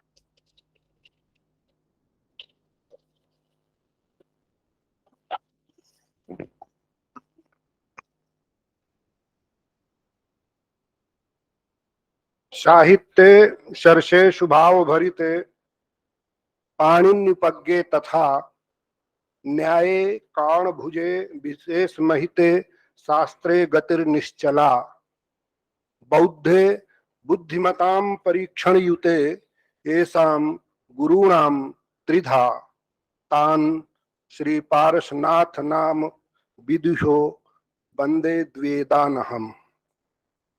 यस्य राम पदे प्रीतिः अद्वैतादपि सुंदरी वंदे पारसनाथम तम गुरुम शंकर शरणमतिम। इस सेमिनार में सबसे पहले तो इस सेमिनार के आयोजक, इस विभाग के विभागाध्यक्ष प्रोफेसर मिश्र जी को बहुत बहुत साधुवाद देना चाहता हूं कि उन्होंने ऐसा यह समायोजन किया है जिसमें शास्त्रीय पद्धति से पांडित्य परंपरा से पढ़ने वाले विद्वानों का एक विशेष दर्शन के क्षेत्र में क्या अवदान है उनको भी जाना जाए। प्रायः यह जो फिलॉसफी डिपार्टमेंट है इसमें समीक्षात्मक अध्ययन होता है और हम लोग, मैं अपनी क्षमा करेंगे यदि मुझसे कुछ कहने में गलती हो जाए, और हम लोग पंक्तिशः अर्थ लगाते हैं और आप लोगों का यहाँ साथ जब आते हैं तो आप लोगों की समीक्षात्मक शैली को जब सुनते हैं तो जैसे लगता है हम मूर्ख हैं, अब क्या पढ़ेंगे, अब तो बूढ़े हो गए, रिटायरमेंट की तरफ जा रहे हैं। लेकिन आप ने, मिश्रा जी ने यह जो शास्त्रीय पद्धति के विद्वानों के योगदान को भी इसमें शामिल किया है, क्योंकि आप भी हमारे गुरु जी से वेदांत परिभाषा अद्वैत सिद्धि को अक्षरशः पढ़ते थे। मैं उस समय सन 86-87 में मैं संपूर्णानंद में आया था। उस समय शायद मिश्रा जी एमए या कौन सा विषय उनके क्लास वो स्टूडेंट रहे होंगे, जो भी मैं नहीं जानता, लेकिन उसी समय से मैं इनको जानता हूं और प्रतिदिन जा करके ये पढ़ते थे। हमारे गुरु जी मूलतः वेदांत, मैं पारसनाथ द्विवेदी की बात कर रहा हूँ, वो व्याकरण के विद्यार्थी थे। उन्होंने व्याकरण में रिसर्च किया और उसके बाद जब उनकी नियुक्ति संपूर्णानंद संस्कृत यूनिवर्सिटी में हो गई तो उन्होंने चित्सुखी की जो टीका है नयन प्रसादिन्या समीक्षणम, उस पर रिसर्च किया और उस पर डिलीट की उपाधि प्राप्त हुई और यह संपूर्णानंद संस्कृत यूनिवर्सिटी से प्रकाशित भी है। जैसा कि धनंजय जी बताते हैं, हम लोग जब उनसे पढ़ते थे तो बड़े वो शांत गंभीर ढंग से पढ़ाते थे। आप जानते हैं कि शास्त्रीय परंपरा में जितने भी पक्ष, पूर्व पक्ष होते हैं, वो पूर्व पक्ष आते हैं, फिर उनका उत्तर दिया जाता है। हम लोग कुछ शास्त्र की भाषा में उसे कहते हैं कुचोद्य करना, कुछ आगे की बातें देख लिया करते थे और बीच में प्रश्न कर दिया करते थे। हमारी इस धृष्टता को क्षमा करते हुए वो कहते थे शांत रहो, पहले सिद्धांत को समझ लो। सिद्धांत क्या है पहले इसको समझ लो, फिर इस पर आए हुए जो पूर्व पक्ष जितने अभी तक चिंतन हुआ है, जितना अभी तक चिंतन हुआ है वो सभी इसमें आएंगे। उनको प्रश्नों को समझ लो और उनका जो समाधान हुआ है उसको समझ लो, फिर तुम जो नया प्रश्न करोगे मुझे अगर उत्तर सूझने को आएगा तो मैं बताऊंगा। वैसे मैं समझता हूं कि शायद सभी का समाधान यही हो जाएगा। अभी जैसे एक विद्यार्थी ने प्रश्न किया कि हमारी दुकान कैसे चलेगी, आपकी दुकान बहुत अच्छी चलेगी। धनंजय जी के कहने का तात्पर्य था कि अपनी दुकान को चलाने के लिए पहले सामग्री तो जुटा लो। सामग्री जुटाने का तात्पर्य क्या है, अभी तक जिस विषय पर जितना चिंतन हुआ है उसका तो सम्यक अध्ययन कर लो, फिर इसके बाद अपना क्रिटिसाइज करना या जो कुछ करना, लेकिन जो इनकी टिप्पणी थी कि भाष्य लिख रहे हैं लोग, भाष्य लिखने का तात्पर्य है कि अभी तक समग्र अध्ययन जब तक आपने नहीं किया है और लेखन शुरू कर दिया, शतम बद एकम मालिक, ये हमारी परम पद है। आजकल क्या क्या वैदुष्य का परिचायक है, उन्होंने इतना काम किया है, इतना काम किया है, अब काम पर, और लेकिन और अभी जिनके बारे में इन्होंने बताया आपको आश्चर्य होगा, उनका कोई राइटिंग में काम नहीं, लेकिन हमारे गुरुजी की कुछ जो किताबें हैं उनकी भूमिका केवल 2 पेज की उन्होंने लिखा है। समझ सुजातीय दर्शनम की व्याख्या हमारे गुरुजी ने लिखा है, उस पर उन्होंने भूमिका लिखी है, केवल 1 पेज की देशरूप मिश्र की, पूरा वेदांत उसमें है। इसी तरह से नयन प्रसाद समीक्षण की व्याख्या जो गुरुजी ने लिखी, जो उसका क्रिटिसाइज किया है, उसकी व्याख्या में पूरा वेदांत छिपा हुआ है। तो हमारे गुरुजी का तात्पर्य यह रहता था कि अभी तक सभी विषयों में जो किया गया चिंतन है उसको पहले हम ठीक से समझें, फिर इसके बाद कोई सवाल आता है उसके बारे में सोचें। और मैं उनका, हमारे गुरुजी ने यद्यपि बहुत सारी चीजें लिखी है, उनके एक पुत्र हैं जो इस समय कलकत्ता में सीताराम संस्कृत आदर्श कॉलेज है, उनका नाम डॉक्टर राजेश्वर द्विवेदी है। तो उन्होंने अभी तक उन्होंने जितने लेख हैं उनका संग्रह किया है, और उसमें तो विभिन्न लेखों में उनके जो विचार हैं उनको मैंने कुछ अपने ढंग से, अपनी छोटी जो मेरे समझ में आया संग्रह करने का कोशिश किया है मैंने। और हमारे तो दर्शन का उत्स क्या है? दर्शन का उत्स है, देखिए हमारे जो भारतीय दर्शन है वो भारतीय दर्शन सत्ता के सातत्य का जो प्रश्न है, ससीम से असीम का जो प्रश्न है, सभी दर्शनों का, सभी वेदों का सार श्रीमद् भागवत है। श्रीमद् भागवत का आरंभ कहां से होता है? मृत्यु से उत्पन्न जो भय, राजा परीक्षित को मृत्यु का भय हुआ, या यम प्रेते विचिकित्सा, यह सामान्य प्रश्न है कठोपनिषद का। नचिकेता का प्रश्न, या यम प्रेते विचिकित्सा। गार्गी का याज्ञवल्क्य से प्रश्न, किम तेन येन अहम अमृतम न भविष्यामि। उन्होंने कहा कि ये दान, ये सब धन ले लो, तो कहा किम अनेन अमृतम भविष्यति, क्या मैं इससे अमृत हो जाऊंगी? नहीं। तो कहा इससे अमृत नहीं होगी, तो वह मुझे दीजिए जिससे मैं अमृत हो जाऊं। तो चाहे उपनिषद हो, चाहे भागवत हो, यहां तक कि जो ये दुर्गा सप्तशती है उसमें भी जो उत्तर है वो मृत्यु के पश्चात का उत्तर है। तो मृत्यु के पश्चात उत्तर, या यम प्रेते विचिकित्सा, ये जो ससीमता हमारी दिखाई दे रही है, जरा और मृत्यु के रूप में ये जो परम दुख सबके सामने उपस्थित है, इनका आंसर क्या है? इस आंसर की खोज है दर्शन। चार्वाक भी, परम वस्तुवादी चार्वाक भी मृत्यु के खोज के रूप में जगत को ही सत्य मान करके आराम से यावत जीवित सुखम जीवित की बात करता है। तो दर्शन का उत्स स्वयं में परम सुख की प्राप्ति, परम सातत्य की प्राप्ति, सत्ता के सातत्य का जो आंसर है वही दर्शन का उत्स है। और दूसरी बात, धर्म ज्ञान कर्म समुच्चय में एक लेख है, उन्होंने ये बात कही है कि धर्म और दर्शन दोनों अलग चीज है। धर्म तथा कथित धर्म, ध्यान दीजिए, धर्म शब्द के बहुत अर्थ होते हैं। दर्शन की भाषा में घटत्व को भी धर्म कहा जाता है। तो घटत्व माने घट का वास्तविक अपना स्वरूप। अगर इस रूप में धर्म को लिया जाए तो सबसे बड़ा धर्म वेदांत दर्शन का स्वत्व है। निज रूप जो है सबका स्वत्व है, इसमें दर्शन, इस प्रकार के धर्म में कोई विवाद नहीं। लेकिन तथाकथित जो क्रियात्मक धर्म है वो दर्शन से बिल्कुल भिन्न है। उस धर्म का प्रतिपादक मीमांसा शास्त्र है अथा तो धर्म जिज्ञासा। वहां पर धर्म का अर्थ है चोदना लक्षणों धर्म। और यह जो ब्रह्म वेदांत प्रतिपाद्य जो ब्रह्म है वो कभी क्रिया का रूप नहीं हो सकता। ज्ञान कर्म समुच्चय नामक लेख में ऐसा उन्होंने कहा है। तो धर्म अलग चीज है। और यदि धर्म को हम स्वरूप परक माने जैसे घटत्व धर्म, मनुष्यत्व धर्म, तो मनुष्यत्व भी एक धर्म है। उसी प्रकार से संपूर्ण जगत का एक धर्म है चैतन्य रूपता।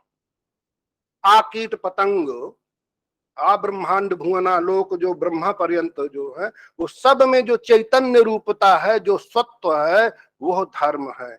अगर धर्म को इस रूप में लिया जाए तो इसमें कोई विवाद नहीं है। लेकिन तथाकथित जो धर्म है जिस पर देश काल के झगड़े हैं वह धर्म दर्शन से बिल्कुल अलग है। और अगर वास्तविक धर्म को लिया जाए तो दर्शन ही धर्म है, धर्म ही दर्शन। और वास्तविक जो दार्शनिक है वही सबसे बड़ा धार्मिक है। और यह जो इस प्रकार से जो दर्शन है वो दर्शन द्विवेदी जी के अनुसार अपने स्वत्व का, निजत्व का की खोज है। और इसमें प्रमाण क्या है? तत्वमसि, प्रज्ञानम ब्रह्म इत्यादि जो श्रुति प्रमाण है। यद्यपि बौद्ध दर्शन में पढ़ाया जाता है कि श्रुति बाबा वाक्यम प्रमाणम, वेदांतियों को जब कोई तर्क नहीं सूझता है तो वो श्रुति का प्रमाण दे देते हैं। ये उनकी बहुत बड़ी कमजोरी है। लेकिन ध्यान देना चाहिए, केवल श्रुति प्रमाण नहीं है, अनुभूति भी प्रमाण है। साधारण मनुष्य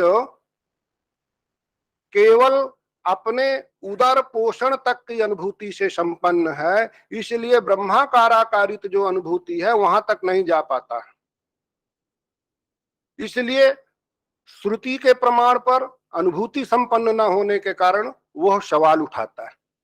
लेकिन योग दर्शन में अथवा आज भी आप लोगों ने सुना होगा विशुद्धानंद इत्यादि इसी कलयुग में अभी 40-50 वर्ष पहले यही हुए हैं।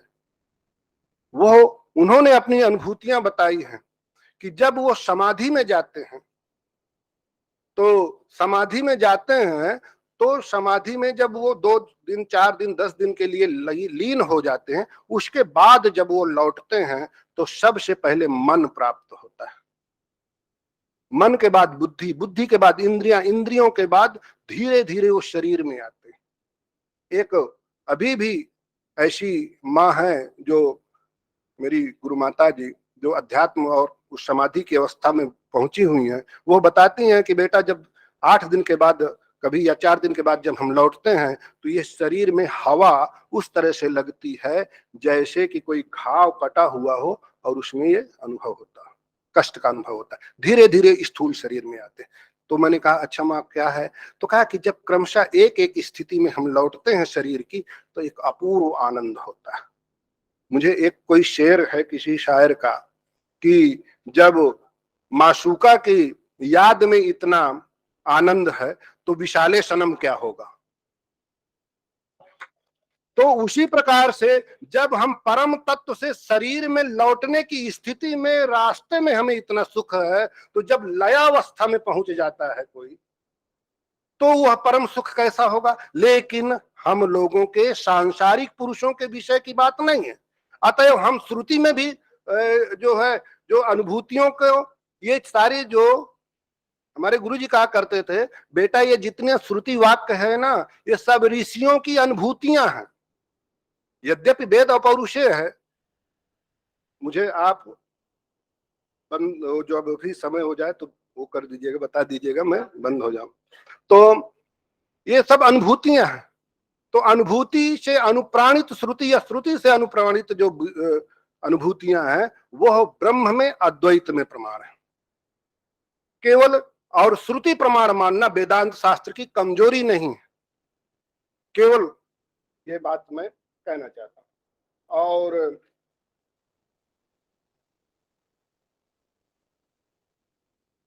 दूसरी बात, वो कहते थे कि हम लोग कभी प्रश्न करते थे कि गुरुजी आपके बाद आपके बारे में क्या पूछा जाएगा, कि आपने वेदांत शास्त्र को क्या दिया। योग जैसे आज हम लोगों को एक जिम्मेदारी दोनों के सिर आ गई, वो तो अपना कुछ कह के निकल गए, अब मैं खड़ा हूं तो कहते थे बेटा कौन अब ज्यादा क्या सोच लेगा। ध्यान दीजिएगा, हमारे शास्त्रों में आप अगर कोई बात कहते हैं और पूर्व के आचारों से वो अनुमोदित नहीं है तो मान्य नहीं है। इत्याचार्याः, आचार्यों ने कहा है और आप कह रहे हैं तो आपके अगर वो बात उससे मेल खाती है तो सही, तब तो आप प्रमाणिक। लेकिन आज का जो दर्शन है, आज का जो ज्ञान है, आज का जो वैज्ञानिकता है, आप उनको काट के अगर कुछ नया कह रहे हैं तब आप विद्वान हैं। ये दोनों में अंतर है।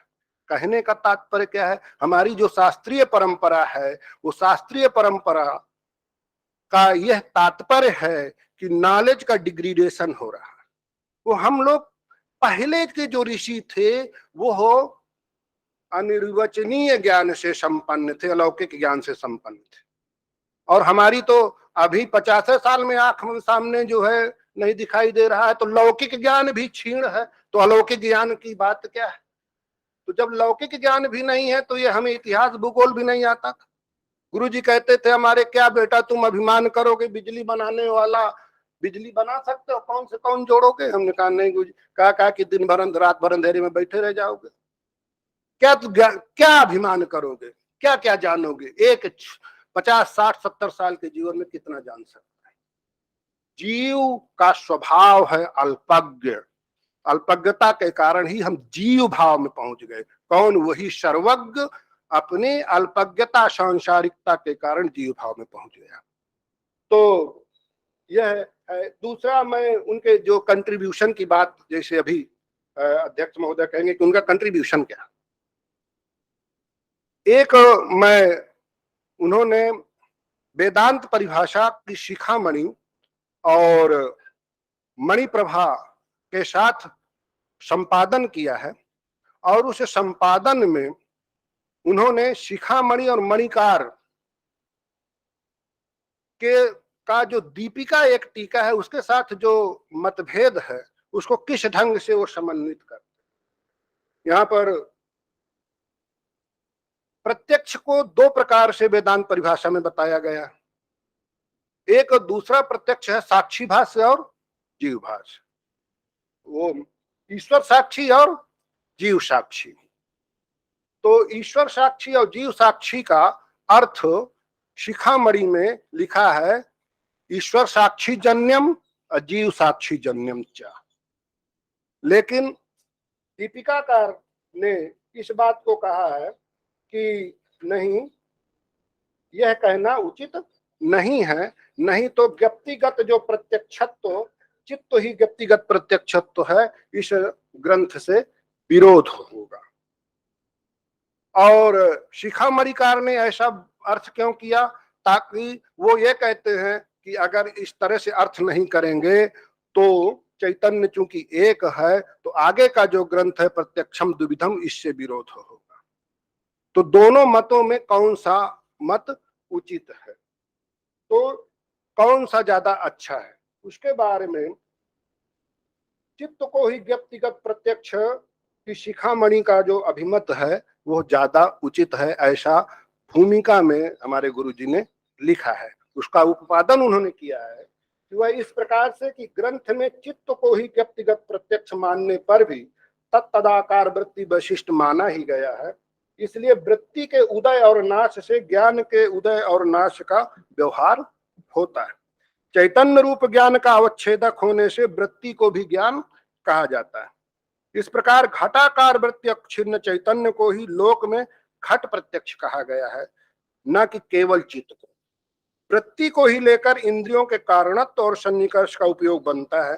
फिर जीव साक्षी और ईश्वर साक्षी का भेद भी वृत्ति की विशेषता के कारण होता है। अतएव शिखामणि के अनुसार किया गया अर्थ ज्यादा युक्ततर। दूसरी बात, सिद्धांत लेश संग्रह की भूमिका में भी उन्होंने जीव और ईश्वर में कई मत आते हैं, बिंबवाद, प्रतिबिंबवाद, बिंब प्रतिबिंबवाद, अवच्छेदवाद, अवच्छेदवाद को ही आभासवाद कहते हैं। तो क्या ये कौन सा मत युक्ततर है? सभी आचार्यों के मत हैं, क्या कहा जाए? तो उसके समन्वय में वो कहते हैं कि सभी का तात्पर्य एक अखंडाकाराकारित वृत्ति या अखंड ब्रह्म के समर्थन में है, उसके समझाने में है। सभी आचार्य का केवल कथन प्रकार अलग अलग हो सकता है और सबका तात्पर्यार्थ आशय एक में ही है। तो इस प्रकार से बहुत सारा उनका साहित्य है। मैं शायद ज्यादा समय नहीं लेना चाहता, क्योंकि अभी हमारे विद्वान शर्मा जी का यहाँ पर व्याख्यान है। तो उनके जो पारसनाथ द्विवेदी जी के समग्र जो अद्वैत दृष्टि है, उस अद्वैत दृष्टि को समझने के लिए उनके द्वारा दिए गए विभिन्न सेमिनार में व्याख्यान, उनके द्वारा लिखी गई पुस्तकें और लेखों और उनके द्वारा संपादित ग्रंथों की भूमिकाओं का आलोकन करने पर ही उनकी अद्वैत दृष्टि का सम्यक ज्ञान होगा। और मैंने भी कुछ इसमें संग्रह किया है, ज्यादा समय आप लोगों के सामने नहीं लेना चाहता, बस मैं अपनी वाणी को यहीं विराम देता हूँ। धन्यवाद।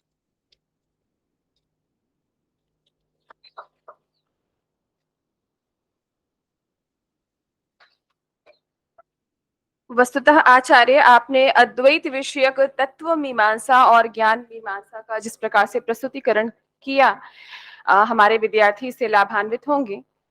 संसरतीति संसारः, जो कुछ भी संसरणशील है वो संसार है, और इस संसरणशील संसार में इस पांच भौतिक शरीर को धारण करते हुए हम भी इस यात्रा में लगे हुए हैं। लेकिन अभीप्सित, आपने कहा कि अमरत्व की प्राप्ति या अजरता अमरता को हम प्राप्त करें तो अभीप्सित विषय वस्तु वस्तुतः स्वभाव की ओर संकेत करती है। तो ये हमारा स्वभाव है जो हमें कहने के लिए प्रेरित करता है, असतो मां सद्गमय, तमसो मां ज्योतिर्गमय, मृत्योर्मां अमृतम गमय, या कि फिर अविद्या मृत्युम तीर्थवा विद्या मृतमश्नुते। मैं मानती हूँ कि हमारे समस्त विद्वत गण भी इससे लाभान्वित हुए होंगे और समय का अभाव है, तो मैं किन्हीं दो प्रश्नों को आमंत्रित करती हूँ। प्रश्न हो, बस इसी का ख्याल रखिएगा।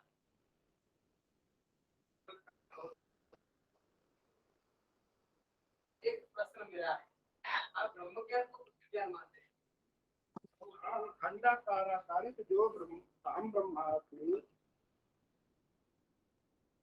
श्रुति तो अच्छा, यह श्रवण मनन निधिध्यासन से जन्य जो अहम ब्रह्मास्मित्याकारक जो अखंडाकाराकारित वृत्ति है, यह वृत्ति ही ब्रह्म ज्ञान है। इसमें मैंने लिखा है और उन्होंने भी लिखा है, गुरु जी ने, उन्हीं की बात को, अहम जो अखंडाकाराकारित वृत्ति है वही वास्तव में ब्रह्म ज्ञान। नहीं, वृत्ति व्याप्यता अलग चीज है। यह जब वृत्ति व्याप्यता और फल व्याप्यता अलग चीज है, लेकिन जब अहम ब्रह्मास्मि इत्याकारक जो वृत्ति है यही वास्तव में ब्रह्माकार, और इसका मणिमयूखवत या तैल धारावत जो सातत्य है वही वास्तव में ब्रह्म ज्ञान है। खंडाकार का मतलब नहीं, अभी जो है आप कुछ देर के लिए अहम ब्रह्मास्मि हो गए और घर जा करके जो है वो हो गए, माने यह तात्पर्य नहीं है। और दूसरी बात मैं ये यहाँ पर कहना चाहता हूँ कि हमारे गुरु जी कहते थे कि देखो बेटा, अद्वैत ज्ञान कोई बीमारी नहीं है। अद्वैतियों की दृष्टि में भी जगत के घटपट आदि पदार्थ उसी तरह सत्य हैं जिस प्रकार से द्वैतियों के लिए, वो भी चाय पीता है तो चाय पीने का स्वाद और चाय पीने से तृप्ति उसको भी वही मिलती है। तो फिर अद्वैत में असत्यता क्या है? असत्यता यह है कि उसके प्रति जो अटैचमेंट है, अटैचमेंट जो आसक्ति है, वो आसक्ति मिथ्या है। ये नहीं कि यहां से जाने के बाद मेहरारू से कहिए तुम असत्य हो, तो मिल गया कल से खाना भोजन हो गया, इस तरह से थोड़ा संसार चलता है। ये कोई बीमारी नहीं, पागलपन नहीं है। वास्तव में जो अद्वैती होता है वही वास्तविक संसारी भी होता है, देखने में वो सर्वसाधारण होता है। जैसे अभी जो है धनंजय जी ने कहा, हमारे गुरु जी को ऐसा अस्त व्यस्त कपड़ा पहने रहते थे जैसे कोई, जब तक कोई जानता नहीं था तो नहीं जानेगा कि हाँ साधारण बिल्कुल ग्रामीण। क्यों? क्योंकि वास्तव में वो तत्व में प्रतिष्ठित है। तो यह है बहुत सारी बातें। जी, तो अध्यक्ष महोदय के अनुमति से मैं अपने अगले विद्वान को आमंत्रित करना चाहूंगी। प्रोफेसर अंबिका दत्त शर्मा जी, किसी परिचय की आवश्यकता नहीं है। जो मुझे इनका शॉर्ट सीवी मिला था उसमें लिखा हुआ है emerging philosopher, but I do accept him as a great scholar of philosophy, both of Indian and western philosophy specially. Now So Professor Ambika Datta Sharma is an eminent scholar of Indian philosophy, and he obtained his master's degree in 1985 and Doctor of Philosophy in 1988 in philosophy from Banaras Hindu University. ये इन्हीं का विभाग है। और he earned also the degree of Bauddha Darshanacharya in 1993 from Sampurnanand Sanskrit Vishwavidyalaya, Varanasi. He is well-versed a scholar of Indian philosophy, Buddhism, Buddhist logic and epistemology, philosophy of language. He has published many research papers. की बात करें तो तमाम ग्रंथों का प्रणयन इन्होंने किया है। बौद्ध प्रमाण दर्शन 2007-16. He has received special attention for meta-epistemological inquiry in the field of Indian epistemology. Another anthology entitled Bharatiyata ke Samasic Arth Sandarbh in 2015 has also received a wide review and readership in respect of authentic emancipation of cultural self. For the identification of the post-independence era of Indian philosophy, he has edited Samekit Darshan Vimarsh in 2005, Samekit Advait Vimarsh in 2005, Bharatiya Darshan ki 50 Varsh 2006, Samekit Paschatya Darshan Samiksha in 2012, In Defense of Metaphysics 2008, Vedanta Darshan ki Ayam 2013, and Yashdev Shalya Samagra in 2007 in 4 volume. I think that for this what you have done in 2008, 2017, Yashdev Shalya Samagra, he has received Pranavanand Darshan Puraskar for that only, sir, as I know, in 2019 in Darshan Parishad.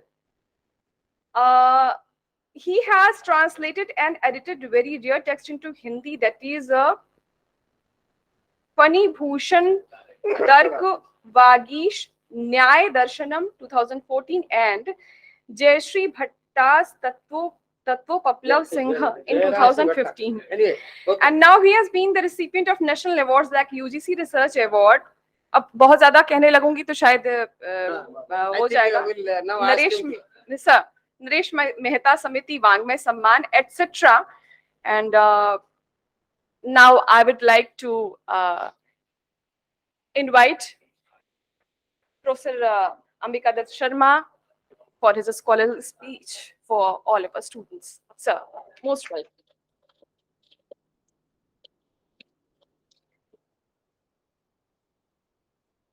इदमंधन तमम कृत्स्नम जायेत भुवनत्रयम यदि शब्दा हयम ज्योतिर आ संसारम न दीप्यते। मैं काशी हिंदू विश्वविद्यालय के दर्शन एवं धर्म विभाग की महान आचार्य परंपरा के प्रति अपनी प्रणति निवेदन करते हुए उसी परंपरा का उत्तराधिकारी भाव से संचालन कर रहे प्रोफेसर आनंद मिश्र जी के प्रति आभार और कृतज्ञता ज्ञापित करता हूं कि प्रोफेसर टीआरबी मूर्ति के समय में इस विभाग में एक ऐसा ही बड़ा सेमिनार अद्वैत वेदांत और बुद्धिज्म पर हुआ था। हम लोग उस सेमिनार की प्रोसीडिंग्स अपने विद्यार्थी जीवन में पढ़ा करते थे, तो लगता था कि कितने बड़े बड़े विद्वान आए होंगे, कितना अच्छा सेमिनार रहा होगा। हम लोगों ने उस सेमिनार को तो नहीं देखा, लेकिन आनंद जी के सौजन्य से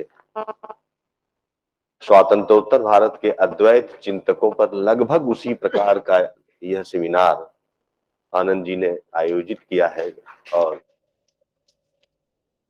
इसी से प्रोफेसर TRB मूर्ति के द्वारा आयोजित उस सेमिनार का मुझे प्रतिस्मरण होता है। इसे देखकर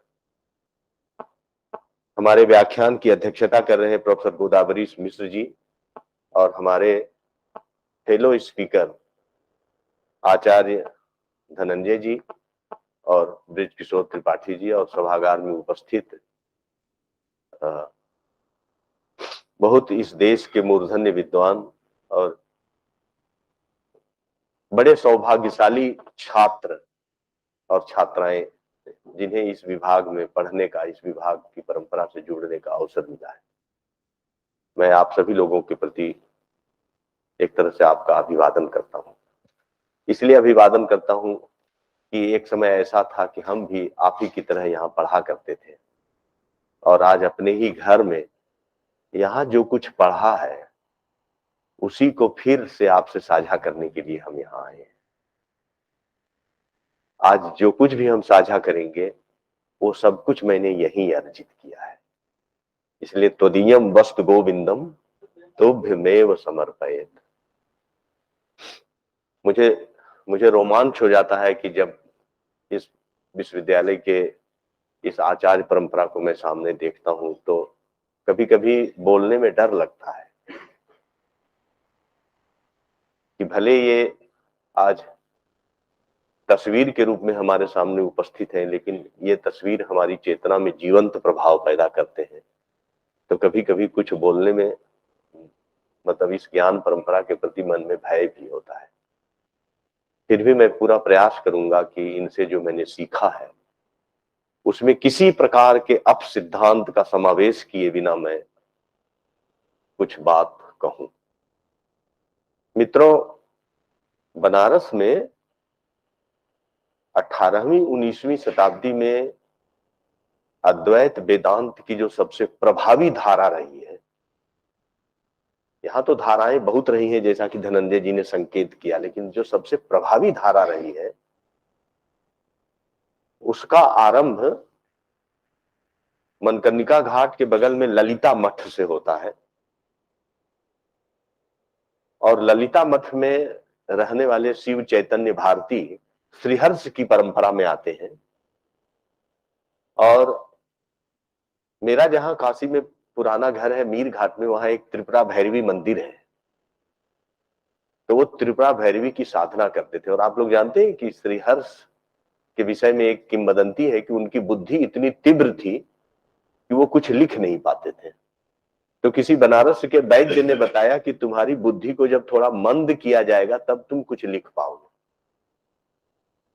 तो एक वैद्य ने उन्हें बताया कि रात में तुम खट्टी दही का सेवन करो 1 महीने के तक, खट्टी दही का सेवन करो 1 महीने तक, तो तुम्हारी बुद्धि जो है वो थोड़ी मंद हो जाएगी।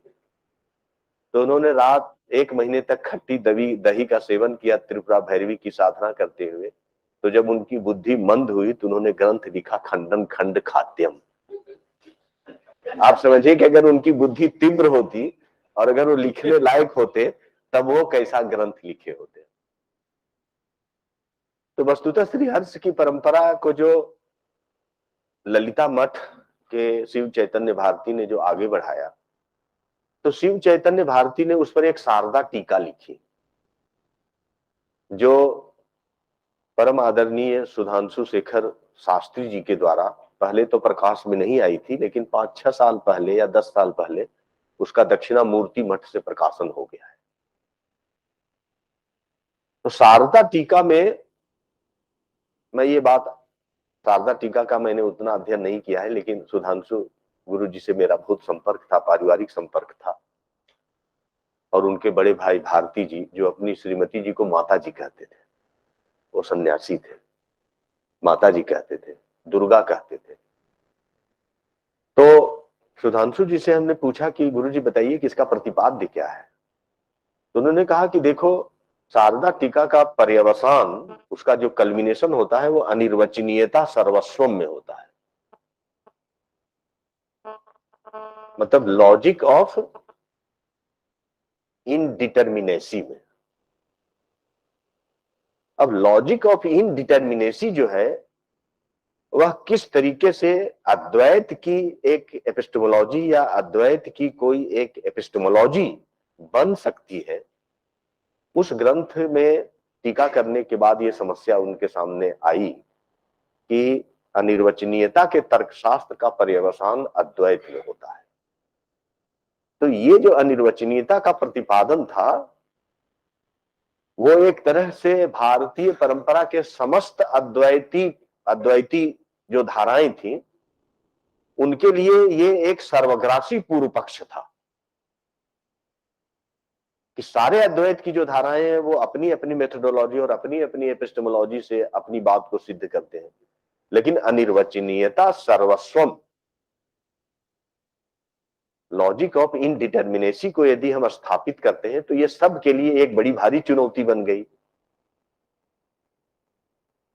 और स्वयं शिव चैतन्य भारती के लिए भी एक चुनौती बनी कि यदि अनिर्वचनीयता सर्वस्वम के माध्यम से ही हम एक अद्वैत की ज्ञान मीमांसा की ओर बढ़ सकते हैं, तब प्रश्न उठता है कि अद्वैत के दावा करने वाले जो बहुविध धाराएं हैं, और देखिए काशी हिंदू विश्वविद्यालय के इस दर्शन धर्म विभाग की कितनी खूबसूरत परंपरा रही है। यहाँ शांकर वेदांत की भी धारा रही, यहाँ शिवाद्वैवाद की भी धारा रही, मूर्धन्य आचार्य यहाँ पैदा हुए कमलाकर जी, यहाँ शब्दाद्वैत की भी धारा रही जिसके वर्तमान में प्रतिनिधित्व करते हैं professor D N. Tiwari ji, central problems of Bhartrihari's philosophy, और मूर्ति साहब बौद्ध परंपरा का जो अद्वैतवाद है उसका प्रतिनिधित्व करते हैं, रमाकांत त्रिपाठी जी शंकर वेदांत की धारा का प्रतिनिधित्व करते हैं। यहाँ भी अद्वैत की विभिन्न धाराओं का संगम रहा है और यहाँ के आचार्यों के द्वारा कोई ना कोई ऐसा ग्रंथ लिखा गया है जिसमें अद्वैत की एक विशेष धारा को उसकी पराकाष्ठा पर पहुंचाया गया है। ये इस विभाग की खूबसूरती है।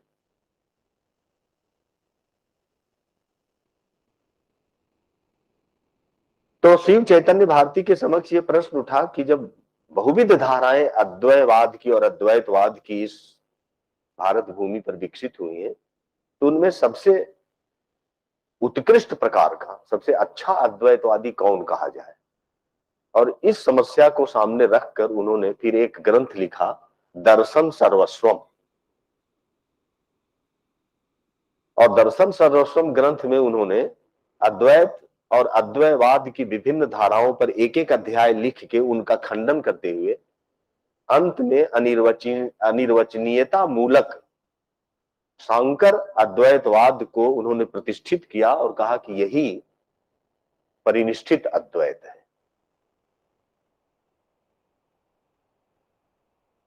इससे पहले अगर आप देखें तो इसकी पृष्ठभूमि में आपको मध्वाचार्य के सर्वदर्शन संग्रह में आपको दिखाई पड़ेगा कि वहां भी चार्वाक से लेके अद्वैत वेदांत की एक हायरार्की स्थापित करते हैं और सबसे निम्नतम बिंदु पर चार्वाक दर्शन को रखते हैं और क्रम से अन्य दर्शनों को रखते हुए सबसे परात्पर स्थिति में वो अद्वैत वेदांत को रखते हैं। इसी प्रकार का अप्रोच आपको मधुसूदन सरस्वती में भी दिखाई पड़ेगा। ईश्वर प्रतिपत्ति प्रकाश और वेदांत कल्प लतिका, इन दो ग्रंथों में जहां वो पूरे भारतीय दर्शनों की योजनाबद्धता की एक ऐसी श्रेणीबद्धता निर्मित करते हैं जिसमें वो अद्वैत वेदांत को सर्वोत्कृष्ट दर्शन के रूप में स्थापित करते हैं। ये जितना ये अप्रोच है मध्वाचार्य का, मधुसूदन सरस्वती का और 18वीं शताब्दी में शिव चैतन्य भारती के दर्शन सर्वस्वम का, इसकी आलोचना करते हुए कहा जा सकता है ये स्व संप्रदाय वासना वासित दृष्टि से किया गया ये मूल्यांकन है। ये सही अर्थों में दार्शनिक मूल्यांकन नहीं है। तब प्रश्न उठता है कि भारतीय परंपरा के जो अद्वैतवाद की जो विभिन्न धाराएं हैं, उनका जो प्रस्थान मूलक, उनकी जो विशेषता है, उनका जो वैशिष्ट है, उनकी जो निजता है, उसको कैसे पकड़ा जाए। बहुत ही सरल और बहुत ही संक्षेप में कहें तो जो मॉडर्न स्कॉलर्स इस प्रश्न का सामना किए हैं, वो ये मानते हैं कि भारत मूलीय अद्वैतवादी प्रकार के दर्शनों में उन लोगों ने मौलिक एकता को देखा है। कुछ अध्येता ऐसे हैं जो सभी अद्वैत और अद्वैतवादी धाराओं में मौलिक एकता को देखते हैं, और उनमें जो पारस्परिक सांप्रदायिक भेद दिखाई पड़ता है, उसे वो एक महज ऊपरी विचलन, एक डेविएशन स्वीकार करते हैं, बहुत ज्यादा वो महत्व नहीं देते उसको। अगर इस अप्रोच को आप देखें तो इस अप्रोच की विशेषता यह है कि इस तरह से सोचने से अद्वैतवादी प्रस्थान और उसके अंतर्गत के विभिन्न उपभेदों को समझने में हमें एक दार्शनिक दृष्टि मिल सकती है। जैसे केवलाद्वैत, विशिष्टाद्वैत, द्वैताद्वैत, निम्बार्काद्वैत, शुद्धाद्वैत, ये जो एक दर्शन की जो उपधाराएं, उनको तो हम इस तरह से समझ सकते हैं कि उनमें एक मौलिक एकता है, लेकिन उनके जो पारस्परिक भेद है वो एक ऊपरी प्रकार का विचलन है। लेकिन अद्वैत और अद्वैतवाद की जो पैरेलल स्ट्रीम्स हैं, जो समानांतर धाराएं, उसको आप इस दृष्टि से नहीं समझ सकते। कुछ अध्येताओं ने ये कहा कि भारतीय परंपरा के अद्वैतवादी प्रकार के दर्शनों में प्रस्थानगत भेद और वैशिष्ट ही मौलिक है, वो मौलिक रूप से एक दूसरे से अलग हैं, और उनमें दिखाई पड़ने वाली जो समानता है वही कंटीजेंटल है, वही आपातिक है। अगर आप इस अप्रोच को लेते हैं तो इसकी विशेषता यह है कि अद्वैत और अद्वैतवाद की समानांतर धाराओं को, पैरेलल स्ट्रीम्स को तो हम के साथ आप न्याय कर सकते हैं, लेकिन तब आपके सामने प्रश्न उठेगा कि यदि अद्वैतवाद के पैरेलल स्ट्रीम्स हैं तो दार्शनिक रूप से इस प्रश्न का उठना जायज हो जाएगा कि तब अद्वैतवाद के इररिड्यूसिबल लॉजिकल फॉर्म्स क्या हो सकते हैं, इररिड्यूसिबल लॉजिकल फॉर्म्स क्या हो सकते हैं। यह एक बहुत गंभीर और एक गहरा दार्शनिक प्रश्न उपस्थित होता है कि अद्वैत और अद्वैतवाद की जो धाराएं हैं, बहुत सारी धाराएं हैं, तो हम फिलोसॉफिकली, मतलब उनके जेनेरिक नेचर को हम कितने इररिड्यूसिबल लॉजिकल फॉर्म्स में हम उनको बांट सकते हैं, ये प्रश्न बहुत गंभीरता से उठता है। और इस प्रश्न का उत्तर 20वीं 21वीं शताब्दी में professor K C Bhattacharya, professor Kalidas Bhattacharya, professor TRB Murthy और प्रोफेसर एके चटर्जी ने एक दूसरे का अनुगमन करते हुए इस समस्या पर बहुत ही आधारभूत दार्शनिक दृष्टि से विचार किया है। और अद्वैतवादी प्रकार के दर्शनों के 3 अनंतर भाव्य मौलिक प्रारूपों को, इररिड्यूसिबल फॉर्म्स ऑफ अद्वैत को उन्होंने खोजा है। और भारत के विश्वविद्यालयी व्यवस्था से निकले ये जो 3 और 4 दार्शनिकों का मैंने जिक्र किया, इन्होंने केवल उन मौलिक विकल्पों को उद्घाटित ही नहीं किया है, बल्कि अद्वैतवादी दर्शनों के भारतीय इतिहास पर इसे लागू करते हुए अधिकांश भारतीय परंपरा के अद्वैतवादी दर्शनों को उन 3 अनंतर भाव्य प्रारूपों में संभलता पूर्वक उनका अंतर्भाव भी किया है, रिड्यूस भी करके दिखाया है। और इस अप्रोच से हमको 20वीं 21वीं शताब्दी में वास्तव में एब्सोल्यूटिस्टिक फिलॉसफीज को हमको रीविजिट करने का एक फिलॉसफिकल अप्रोच हमें पहली बार मिला कि हम रीविजिट कैसे करेंगे।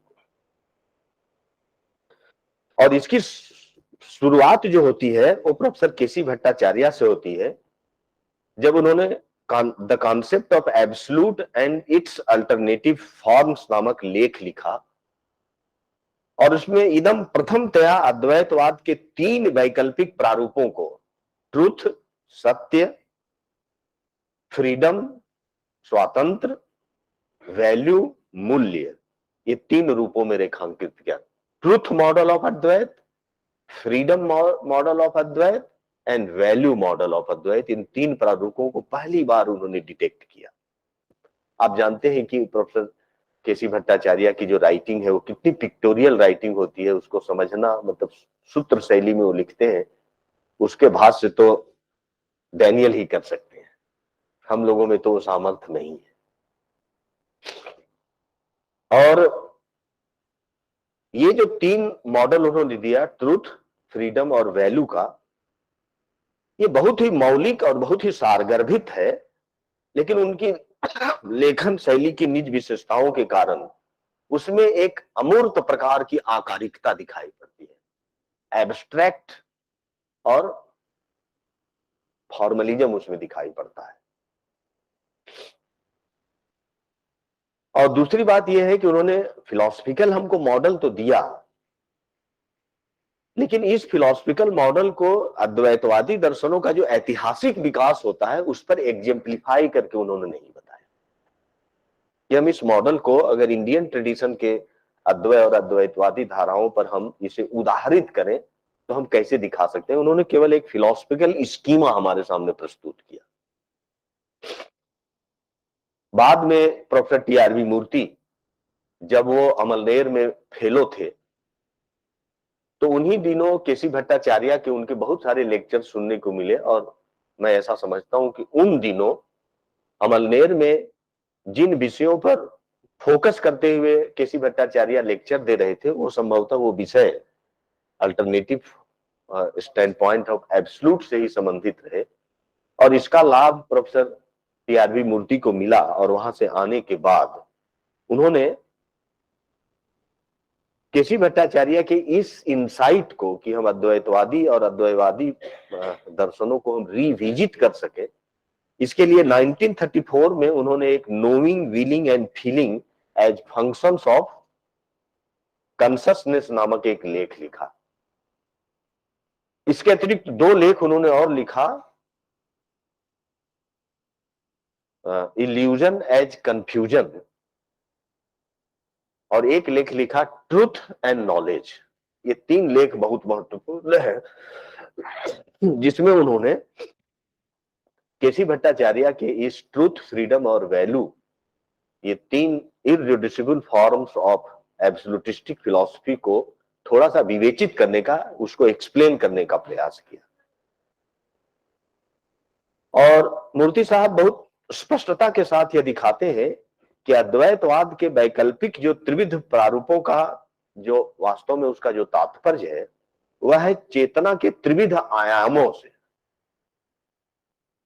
और चेतना के ये त्रिविध आयाम जिसको उन्होंने नोइंग, फीलिंग और विलिंग के रूप में अभिहित किया है, चेतना इन्हीं 3 वैकल्पिक आयामों के माध्यम से 3 रास्तों से अपने परमत्व, अपने एब्सोल्यूट को प्राप्त कर सकती है। और प्रोफेसर टीआरबी मूर्ति इस लेख में चेतना के ज्ञानात्मक, इच्छात्मक और भावनात्मक, नोइंग, विलिंग एंड फीलिंग को विवेचित करते हुए, मतलब चेतना के परमत्व के तीनों विकल्पों का ऐतिहासिक रूप से सत्यापन भी वो करना चाहते थे। लेकिन आप टीआरबी मूर्ति के इन तीनों आर्टिकल्स को पढ़ेंगे तो स्वयं टीआरबी मूर्ति उलझन में दिखाई पड़ते हैं कि हम इसको इंडियन ट्रेडिशन के जो अद्वैतवादी और अद्वैतवादी धाराएं उस पर किस अद्वैतवादी दर्शन को हम नोइंग मॉडल में रखें, किसको फीलिंग मॉडल में रखें और किसको विलिंग मॉडल में रखें। इसमें वो एक असमंजस में दिखाई पड़ते हैं। ये प्रश्न बना ही रहा, लेकिन बाद में प्रोफेसर ए के चटर्जी जो प्रोफेसर टीआरबी मूर्ति के यूं तो शिष्य माने जाते थे, लेकिन उनके वो समकक्ष भी थे, उनके समकक्ष भी थे। तो इन्होंने इस प्रश्न को रिस्पॉन्ड करने का प्रयास किया कि जो अधूरा काम टीआरबी मूर्ति के राइटिंग्स में बचा हुआ था उसको पूरा कैसे किया जाए। तो टीआरबी मूर्ति का सर जब सेंटेनरी ईयर मनाया जा रहा था तो उस सेंटेनरी ईयर में उन्होंने कीनोट एड्रेस प्रोफेसर ए के चटर्जी ने दिया और उसका टाइटल था टाइप्स ऑफ एब्सोल्यूटिज्म रिविजिटेड। और इस बहुत लंबे लेख में उन्होंने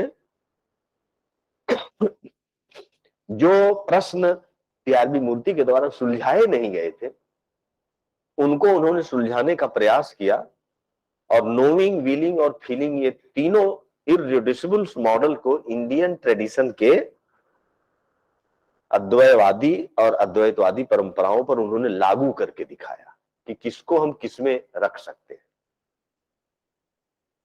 यहां मित्रों ध्यान में रखने की बात यह है कि केसी भट्टाचार्य और प्रोफेसर टीआरबी मूर्ति दोनों ही इस फिलोसफिकल अप्रोच का जो विश्लेषण करते हैं उसमें दिखाते हैं कि चेतना की जो आत्मनिष्ठ क्रिया है, जो सब्जेक्टिव फंक्शंस हैं, उसी में ये तीनों मॉडल्स मूलित हैं, सब्जेक्टिव फंक्शंस ऑफ कॉन्शसनेस में।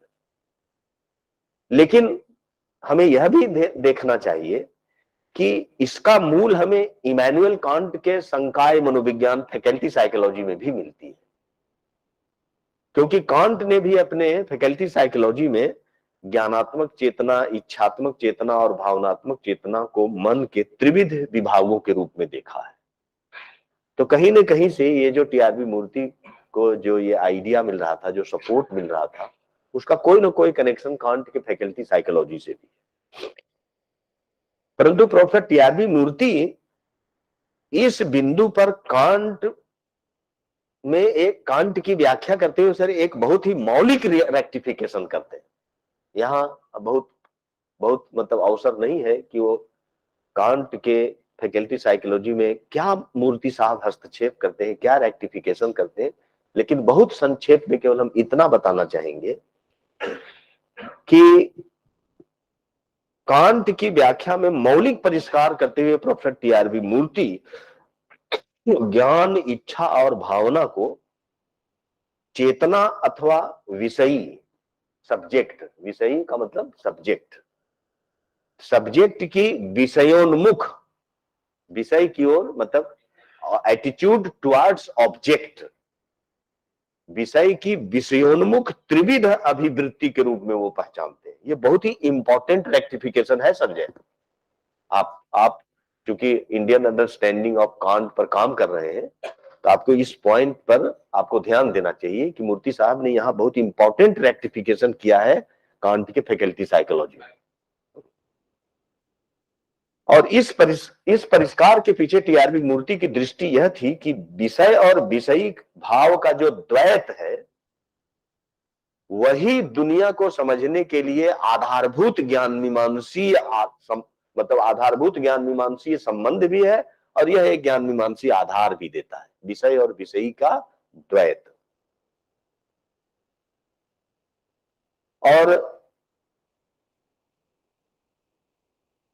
और इस विषय और विषयी के संबंध को आधारभूत मान के इसे तीन म्यूचुअली एक्सक्लूसिव, परस्पर व्यावर्तक तरीके से समझा जाता है। मतलब subject, attitude of subject towards object को तीन एक्सक्लूसिव फॉर्म में समझा जा सकता है। इसका पहला प्रकार है चेतना का ज्ञानात्मक प्रारूप, नोइंग एटीट्यूड। और इस प्रारूप में विषयी का कार्य जो ऑब्जेक्ट गिवन है, जो प्रदत्त विषय है, उसको यथावत प्रकाशित कर देना मात्र होता है। ये फर्स्ट फॉर्म है attitude of subject towards object. वो विषय को प्रकाशित करते हुए विषय अपनी तरफ से उसमें कुछ जोड़ता नहीं, वो जैसा है उसको प्रकाशित कर देता है। इसका दूसरा प्रारूप बहुत सरल तरीके से यदि हम आपको समझाना चाहें तो इस दूसरा प्रारूप इच्छात्मक प्रारूप है, विलिंग एटीट्यूड। और विलिंग एटीट्यूड में विषयी अपने अंदर ही अपने कंटेंट का निर्माण करती है। इसलिए यहां जो कॉन्शसनेस है वो बाय नेचर क्रिएटिव है, वो अपने अंदर ही अपना कंटेंट निर्मित करती है। वो केवल न्यूट्रल ल्यूमिनेटर नहीं है, टॉर्च की तरह केवल किसी चीज को प्रकाशित नहीं करता, बल्कि वो बाय नेचर क्रिएटिव है वो, और अपने अंदर वो कंटेंट, अपना कंटेंट खुद निर्मित करती है। और इस attitude of subject towards object का जो तीसरा प्रारूप है, जिसको केसी भट्टाचार्य ने फीलिंग कहा है, उसमें विषय और विषयी एक दूसरे को डोमिनेट नहीं करते। नोइंग मॉडल में विषय जो था वो डोमिनेटिंग स्टेटस में है, विलिंग मॉडल में जो विषयी है, सब्जेक्ट है, वो डोमिनेटिंग स्टेटस में है। लेकिन फीलिंग मॉडल में विषय और विषयी एक दूसरे को डोमिनेट नहीं करते, बल्कि तुल्य भाव में रहते हैं। जैसे समान बल वाले दो पहलवान विपरीत दिशाओं में एक रस्सी को खींचे तो कोई भी गिरेगा नहीं, लगेगा कि मतलब दोनों समान बल से, तो रस्सी स्थिर दिखाई पड़ेगा। तो विषयी और विषयी एक दूसरे के सम्मुख एकदम तुल्य बल में होते हैं, एक दूसरे को डोमिनेट नहीं करते। ये दोनों की एक प्रकार की युगनध जैसी स्थिति होती है। और ये विषयी की विषयोन्मुख, ये तीन प्रकार की जो अभिवृत्तियों का विश्लेषण को जब हम तार्किक परिणति तक पहुंचाते हैं, तो उनका कल्मिनेशन हमें तीन प्रकार के अलग अलग अद्वैतवादी दर्शनों में होता है। तीन अलग अलग प्रकार के अद्वैतवादी दर्शनों में। और प्रोफेसर केसी भट्टाचार्य, प्रोफेसर टी.आर.बी. मूर्ति और प्रोफेसर ए.के. चटर्जी ने इन तीनों को अद्वैतवाद का फाइनली ज्ञानात्मक प्रारूप, इच्छात्मक प्रारूप और भावनात्मक प्रारूप कहा है। इच्छात्मक प्रारूप के लिए कभी कभी हिंदी में संकल्पात्मक प्रारूप भी शब्द का प्रयोग किया जाता है। यहाँ विशेष रूप से ध्यान रखने की चीज ये है कि विषयी की विषयोन्मुख ये तीनों अभिवृत्तियां जो है, जो तीनों एटीट्यूड है, वो आनुभविक धरातल पर हमारे इंपीरिकल लाइफ में अपनी प्यूरिटी में नहीं प्राप्त होते हैं, क्योंकि हमारा इंपीरिकल लाइफ जो है तो बहुत उलझा हुआ रहता है। ये तीनों प्रकार के प्रारूप हमारे इंपीरिकल एक्सपीरियंस में उलझे रहते हैं आपस में, और इन्हीं के घाल मेल से कंफ्यूजन यानी भ्रम का प्रवर्तन होता है। अब देखिए, इस मेथोडोलॉजी से टी.आर.बी. मूर्ति, केसी भट्टाचार्य टी.आर.बी. मूर्ति मतलब एपिस्टेमोलॉजी ऑफ इल्यूजन को भी दिखा रहे हैं, एपिस्टेमोलॉजी ऑफ इल्यूजन को भी, जो और ये इल्यूजन जो है वो वास्तव में अज्ञान का कार्य है। और अज्ञान जब निवृत्त होता है तो ये तीनों अभिवृत्तियां, नोइंग, विलिंग एंड फीलिंग, अपने मोस्ट एक्सक्लूसिव और ईच इंडिविजुअलिटी में ये प्रकट होती हैं। और उनकी यही जो निजता है वो उन अभिवृत्तियों का, एटीट्यूड्स का एब्सोल्यूट होता है।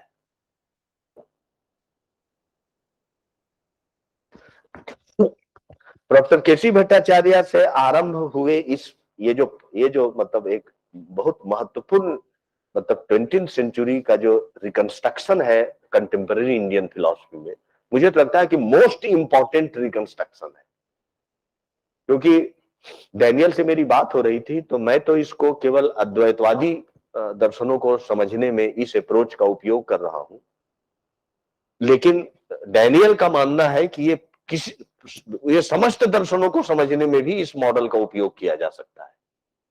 मेरी समझ अभी वहां तक विकसित नहीं हुई है। मैं अभी इसको केवल एब्सोल्यूटिस्टिक फिलॉसफी को समझने में ही इस मॉडल को मैं प्रयास किया हूं।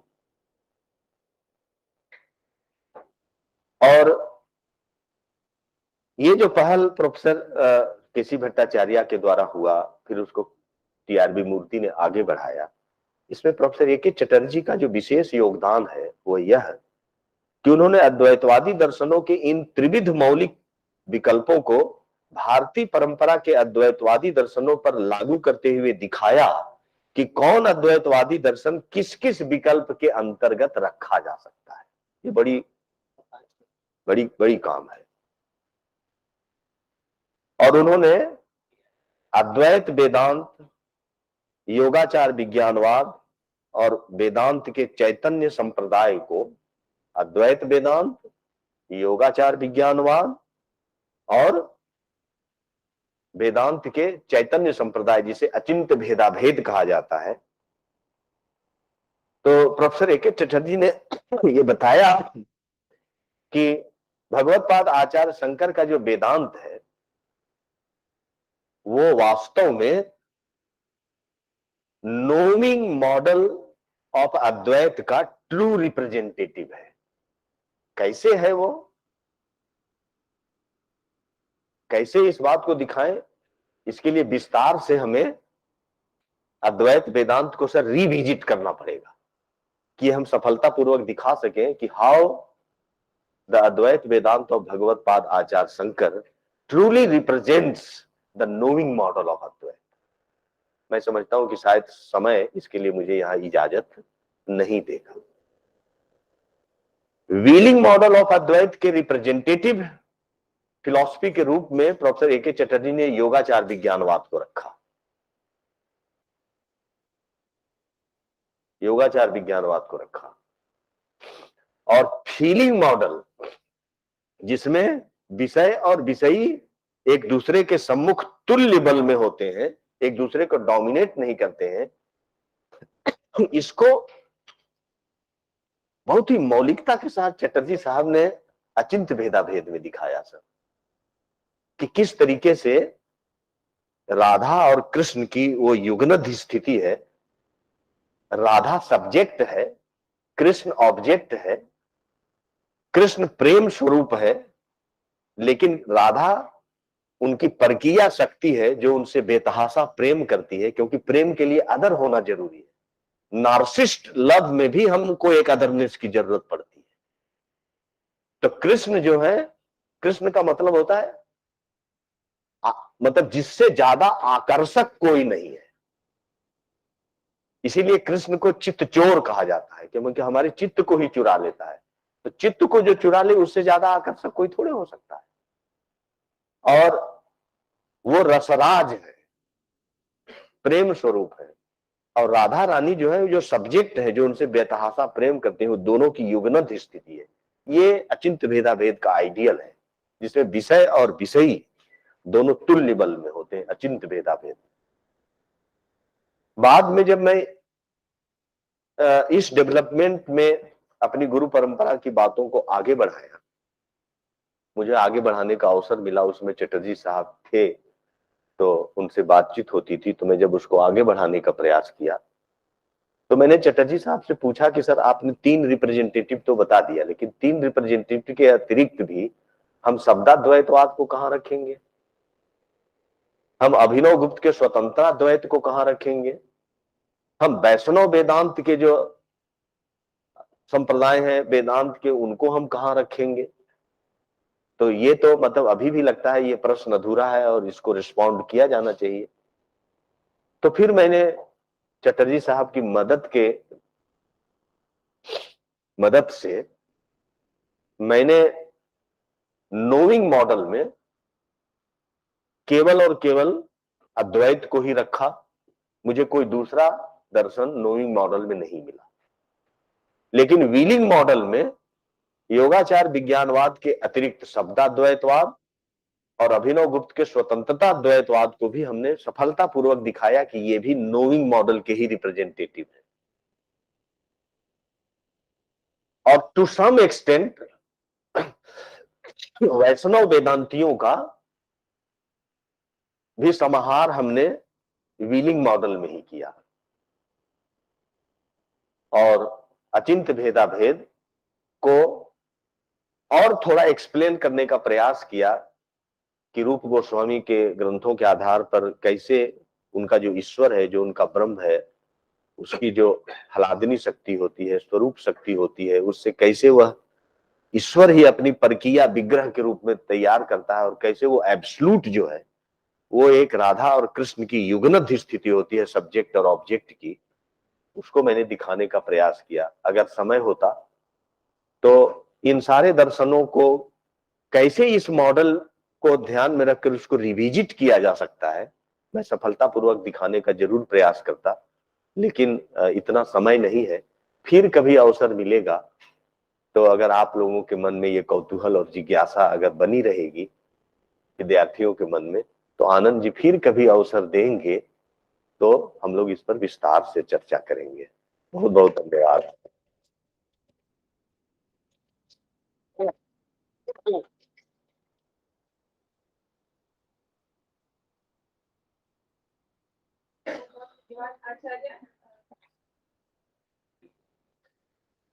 धन्यवाद आचार्य। और अब अद्वैतवादी दर्शनों का प्रस्थान मूलक वैशिष्ट्य आपने बहुत गहन दृष्टि से इस पर मैं तो कहूंगी कि सूत्रात्मक रूप में हमें प्राप्त हो सका। शायद आगे अवसर मिले और विशद सुनने के लिए, श्रवण करने के लिए, क्योंकि पेपर मुझे लगता है कि 20-25 पेज का बना था और हम थोड़ा ही सुन सके हैं। जिज्ञासा जगी है कि आगे फिर क्रम से इसका हम पुनः श्रवण करेंगे। तो अब विलंब न करते हुए, जैसा कि हम देख रहे हैं कि हमारी कार्यक्रम की श्रृंखला इंगित कर रही है कि इसको हम समापन की तरफ ले जाएं, तो मैं आग्रह करूंगी और अनुमति चाहूंगी, यदि आप अनुमति देंगे, only then sir I will read your short CV, otherwise नहीं बहुत धन्यवाद भैया, यहाँ से बहुत आराम में। क्वेश्चन कोई हो तो एक क्वेश्चन, इसका कोई प्रश्न हो।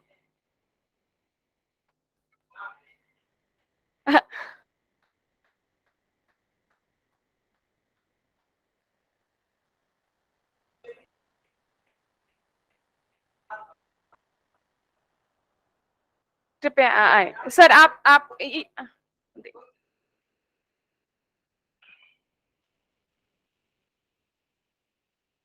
धन्यवाद सर।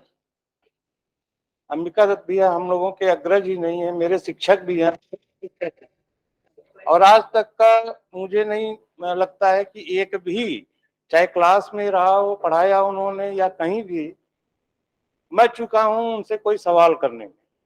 सिखाया भी उन्होंने दर्शन हमको। खैर ज्यादा लंबा न जाते हुए मैं सीधा प्रश्न कर रहा हूँ, विशेषकर धनंजय सर और त्रिपाठी सर को के विचारों को समेटते हुए।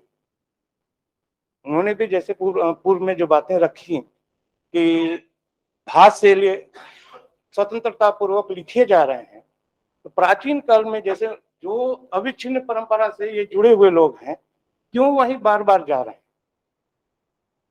क्या पाना चाहते हैं श्री भाष्य से, शारीरक भाष्य से? जबकि जैसा कि शर्मा सर ने दिखाया कि अभी पिछले 100 साल में कम से कम बहुत सी आधिकारिक भाष्य आए हैं, फिर भी वहीं पर क्यों ताक झांक हो रही है? शर्मा भैया से ये नोइंग, विलिंग और फीलिंग मॉडल में विचारों को दो पहलवानों के रूप में खड़ा करके जरा संघर्ष दिखाया। मैं जानना ये चाहता हूं, विषय विषयी का संघर्ष या द्वैत, पिछले 100 वर्षों के मॉडल में जो देखा उन्होंने, इस द्वैत और संघर्ष से क्या अद्वैत वेदांत कृत त्रिसत में से केवल व्यवहार सत्य की पुष्टि होती है, यानी कि व्यवहार में ही हम पारमार्थिक ज्ञान पा गए हैं, या इन कंपैरिजन टू अदर्स, या परमार्थ की ओर भी हमको ये भाष्य किसी प्रकार ले जाते हैं? परमार्थ सत्य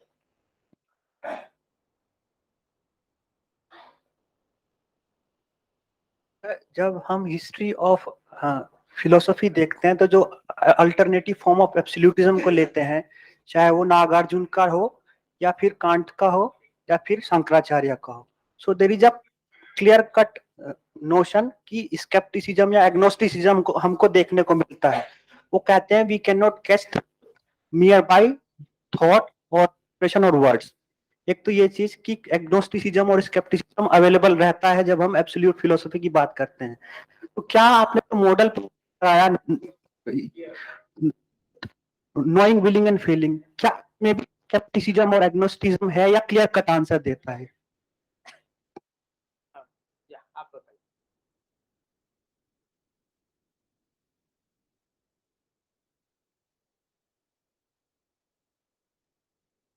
विपिन पांडे जी का जो प्रश्न है कि विषय और विषयी का जो द्वैत है, जो संबंध है, जो हम अपनी ज्ञान मीमांसा में आधारभूत संबंध को मानकर चलते हैं कि विषय और विषयी के संबंध के ढांचे में ही हम इस पूरी दुनिया को समझ सकते हैं। और सब्जेक्ट ऑब्जेक्ट रिलेशन को का जो ये स्ट्रक्चर है, ये केवल अद्वैतवादियों के लिए ही नहीं है। ये तो जो रियलिस्टिक फिलॉसफी है उनकी एपिस्टेमोलॉजी में भी यही है। तो अब ये इस सब्जेक्ट ऑब्जेक्ट रिलेशन को जो रियलिस्टिक एपिस्टेमोलॉजी है वो उसको कैसे ले जाते हैं और उसमें फिर वो भ्रम की व्याख्या कैसे करते हैं। तो विपिन जी, आप तो वैशेषिक दर्शन के आचार्य हैं, आप जानते हैं कि अन्यथा ख्यातिवाद, विपरीत ख्यातिवाद, सत ख्यातिवाद, अख्यातिवाद, तमाम प्रकार की रियलिस्टिक थ्योरी ऑफ इल्यूजन्स यहाँ इसी सब्जेक्ट ऑब्जेक्ट के को आधारभूत मान के खड़ा किया गया। लेकिन मुझे विपिन जी ऐसा लगता है कि नैयायिक और मीमांसक या रियलिस्टिक जो स्कूल्स ऑफ इंडियन फिलॉसफी है वो भ्रम की जैसी व्याख्या करते हैं। आपको ऐसा नहीं लगता कि उससे बेहतर व्याख्या न्यूरोसाइकोलॉजी और मॉडर्न साइकोलॉजी उसकी कर सकता है?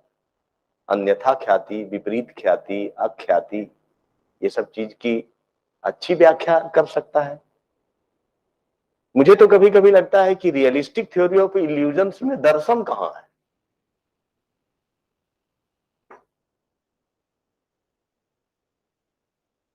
भ्रमवाद को तो पहली बार दार्शनिक महत्व तो अद्वैतवादी परंपराओं के द्वारा दिया गया और इसका श्रेय भगवतपाद आचार्य शंकर को दिया जाना चाहिए कि उन्होंने उपोद्घात भाष्य में पहली बार भ्रम के तार्किक प्रारूपों को उन्होंने खोजा और उसमें उस समय तक भ्रम के जितने प्रचलित सिद्धांतों थे उसको उसमें रिड्यूस करके दिखाया और अन्य से अन्य धर्मावभासताम को सामान्य लक्षण बना के भ्रम जैसी निंदनीय चीज को एक जीवन दृष्टि बना दिया। तो भ्रम को तो सबसे पहले दुनिया में दार्शनिक महत्व तो भगवतपाद आचार्य शंकर ने दिया और उससे पहले भी अगर आप देखें तो इसके रूट्स आपको योगाचार विज्ञानवाद में और माध्यमिक शून्यवाद में भी मिलेगा। और आप ये क्यों भूल जाते हैं कि जिन बातों को, जिस सब्जेक्ट ऑब्जेक्ट रिलेशन को आधारभूत मान के टीआरबी मूर्ति तीन प्रकार के अल्टरनेटिव फॉर्म्स की सफलतापूर्वक व्याख्या कर रहे हैं, इसका आरंभ तो धनंजय जी वो पंक्ति बोल दीजिए आप, यस्मत उस्मत प्रत्ययो, बोलिए बोलिए ना धनंजय जी, बोलिए बोलिए। हाँ, ये जो विषयी का द्वैत है, यही से तो शंकराचार्य अपने विश्लेषण को शुरू करते हैं। ये भूल क्यों जाते हैं? तो विषयी संबंध को जो उन्होंने कांट के फैकल्टी साइकोलॉजी में ट्रिपाटाइट डिवीजन ऑफ माइंड को उन्होंने इंडियन एक अंडरस्टैंडिंग डेवलप करके जो उन्होंने इसको आधारभूत बनाया और तीन प्रकार के अल्टरनेटिव स्टैंड पॉइंट को खड़ा किया, इस पर तो हम लोगों को गर्व करना चाहिए। और आप तो नैयायिक वैशेषिक दार्शनिक है, इस प्रश्न पर सोचिएगा कि क्या वस्तुवादी भ्रम सिद्धांत मतलब भ्रम का कोई दर्शन प्रस्तुत कर पाते हैं? क्या उससे बेहतर व्याख्या मॉडर्न साइकोलॉजी और न्यूरो साइकोलॉजी कर सकता है भ्रम की? अच्छा, उनका राजन सर इस विभाग के पढ़े लिखे बहुत होनहार विद्यार्थी हैं सर। अच्छा, और यहाँ से पीएचडी करने के बाद अभी एक सोशल साइंस इंस्टीट्यूट में भुवनेश्वर में चले गए, बहुत ही प्रतिभावान विद्यार्थी हैं। वो अब जो पूछे जो, हाँ, उनका नाम राजन है। राजन, उन्होंने वो वो ग्रीक फिलॉसफी पर बहुत अच्छा उन्होंने काम किया है सर। पता नहीं उनकी किताब कब तक पब्लिश्ड होगी, हम लोग प्रतीक्षा कर रहे हैं। आनंद जी के अंडर में ही उन्होंने पीएचडी किया है। तो ग्रीक ट्रेडिशन का जो स्केप्टिसिज्म है, तो उनकी जो फिलोसफिकल ग्राउंडिंग है वो स्केप्टिसिज्म में है। तो राजन जब ये सब्जेक्ट ऑब्जेक्ट रिलेशन के लॉजिकल एनालिसिस के द्वारा जब 3 अल्टरनेटिव रास्ते से 3 प्रकार के एब्सोल्यूट की ओर हम बढ़ते हैं, तो उस एनालिसिस में स्केप्टिक चैलेंजेज आते हैं। जैसे मैं आपको एक स्केप्टिक चैलेंजेज बताऊं। भगवतपाद आचार्य शंकर को नोइंग मॉडल ऑफ अद्वैत बताने के लिए जो हमें टू द पॉइंट रेफरेंस मिलता है वो ये मिलता है कि ज्ञानम तु वस्तु तंत्रम न पुरुष तंत्रम न चोदना तंत्रम।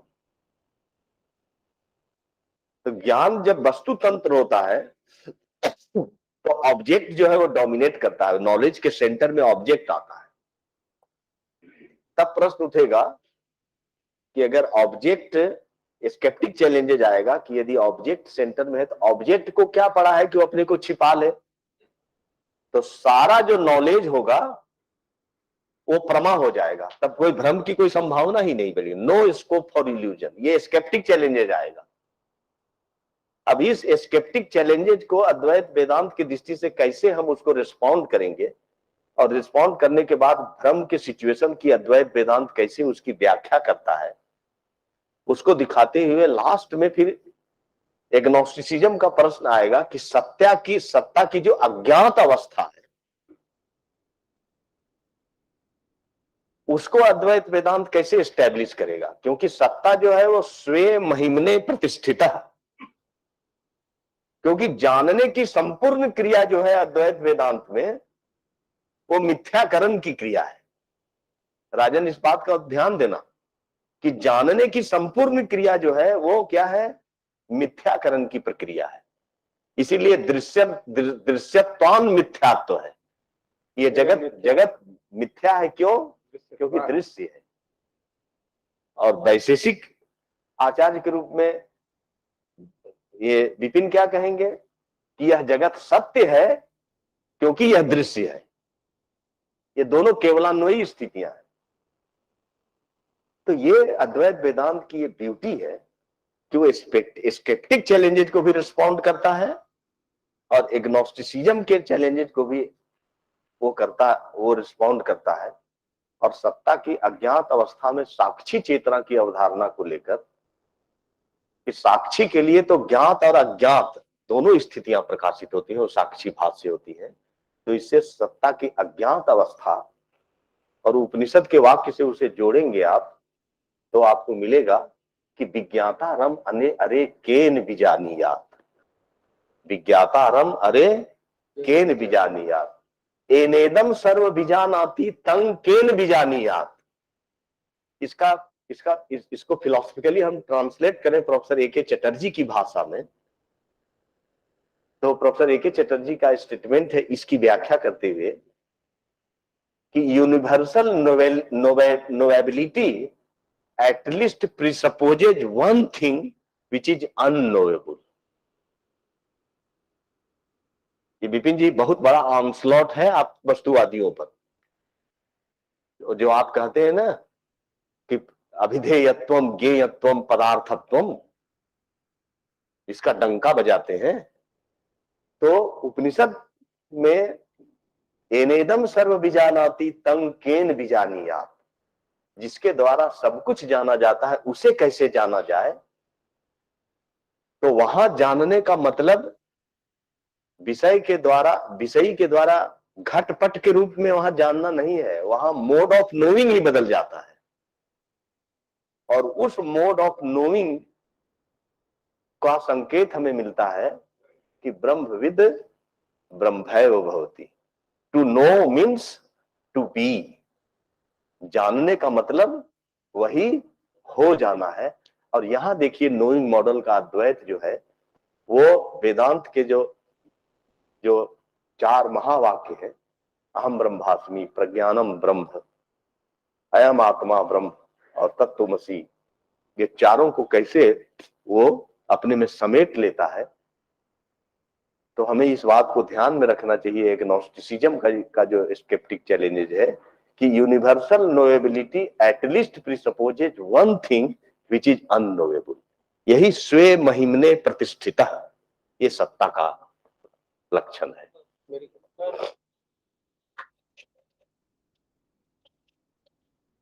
सचमुच आचार्य, आपको सुनना हमेशा से एक बहुत ही सुखद और रोचक अनुभव रहता है। अब प्रश्न की परंपरा आरंभ होगी तो शायद समाप्त नहीं होगी, विशेषकर उत्तर देने वाला यदि आप जैसा हो तो। लेकिन समय काफी आगे बढ़ चुका है और कार्यक्रम की मर्यादा को ध्यान में रखते हुए और विलंब न करते हुए सर प्रोफेसर गोदाब्रिश मिश्र जी को, जो कि आज के कार्यक्रम की अध्यक्षता कर रहे हैं इस सत्र की, मैं आमंत्रित कर रही हूँ उनके अध्यक्षीय अभिभाषण के लिए। Sir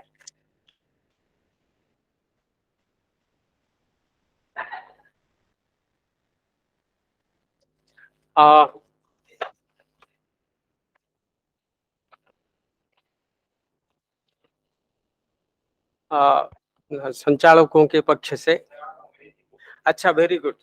so okay, due to the orders of my younger brother Ambika, I would like to speak in English. यद्यपि हिंदी में बोलने के लिए कुछ आज इच्छा थी आज, ठीक है। Today I would like to start my thing with a quotation from Vachaspati Mishra, who in his Nyayavartika Tatparya Tika wrote, माता सरस्वती पुनः पुनरेश नत्वा बद्धांजलि किमपि विज्ञापयाम्यवेहि वाक्यदशोः मम यथा भव सावधाना वाचस्पतेर्वचसिनो स्खलितौ यथेते। What he says is, he says, oh goddess Saraswati, you give me one thing, that while writing this commentary on the Vachaspati Mishra, my mind and speech should not swerve from the thinking that he has done. What Vachaspati Mishra thought, I must present that in my commentary. That is what Udayanacharya writes in his first verse, like beginning verse, Mangala Sloka of the Naya Vartika Tatparya Tika. And therefore, when Professor Pandey, Dhananjay Pandey started, and he was giving a presentation of a tradition which was not written, which was oral.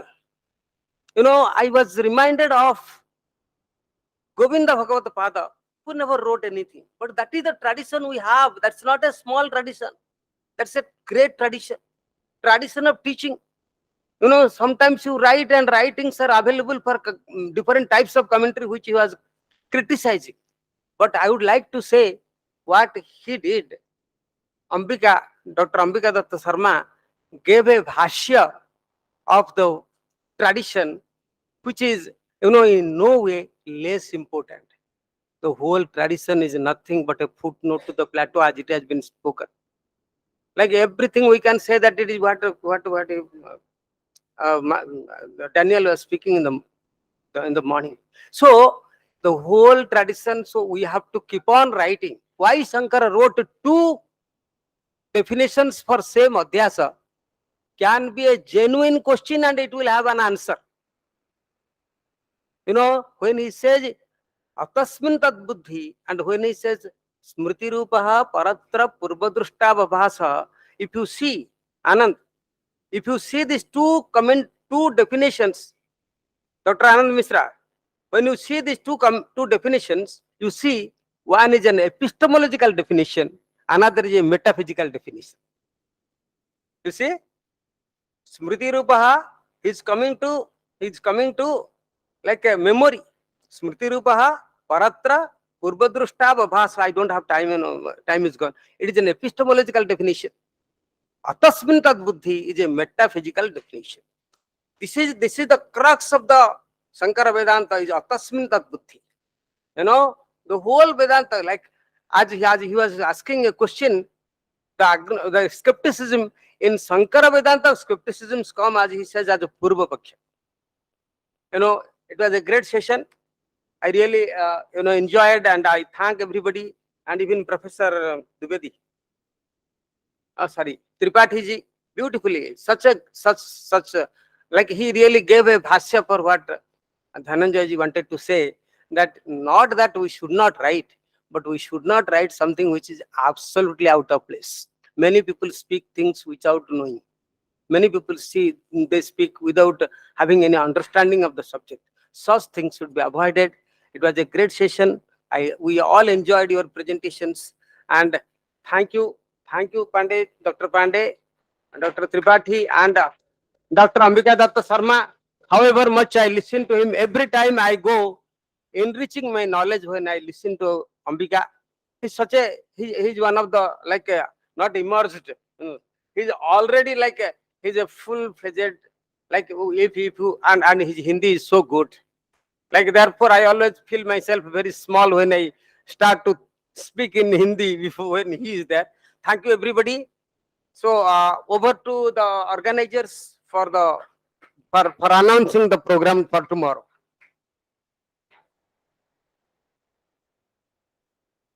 Thank you very much sir. अब मैं औपचारिक रूप से इस सभा की विसर्जन की उद्घोषणा करती हूँ। कल फिर हम लोग मिलेंगे और 3 दिवसीय संगोष्ठी की समापन तक सभी लोग यहाँ पर उपस्थित हो।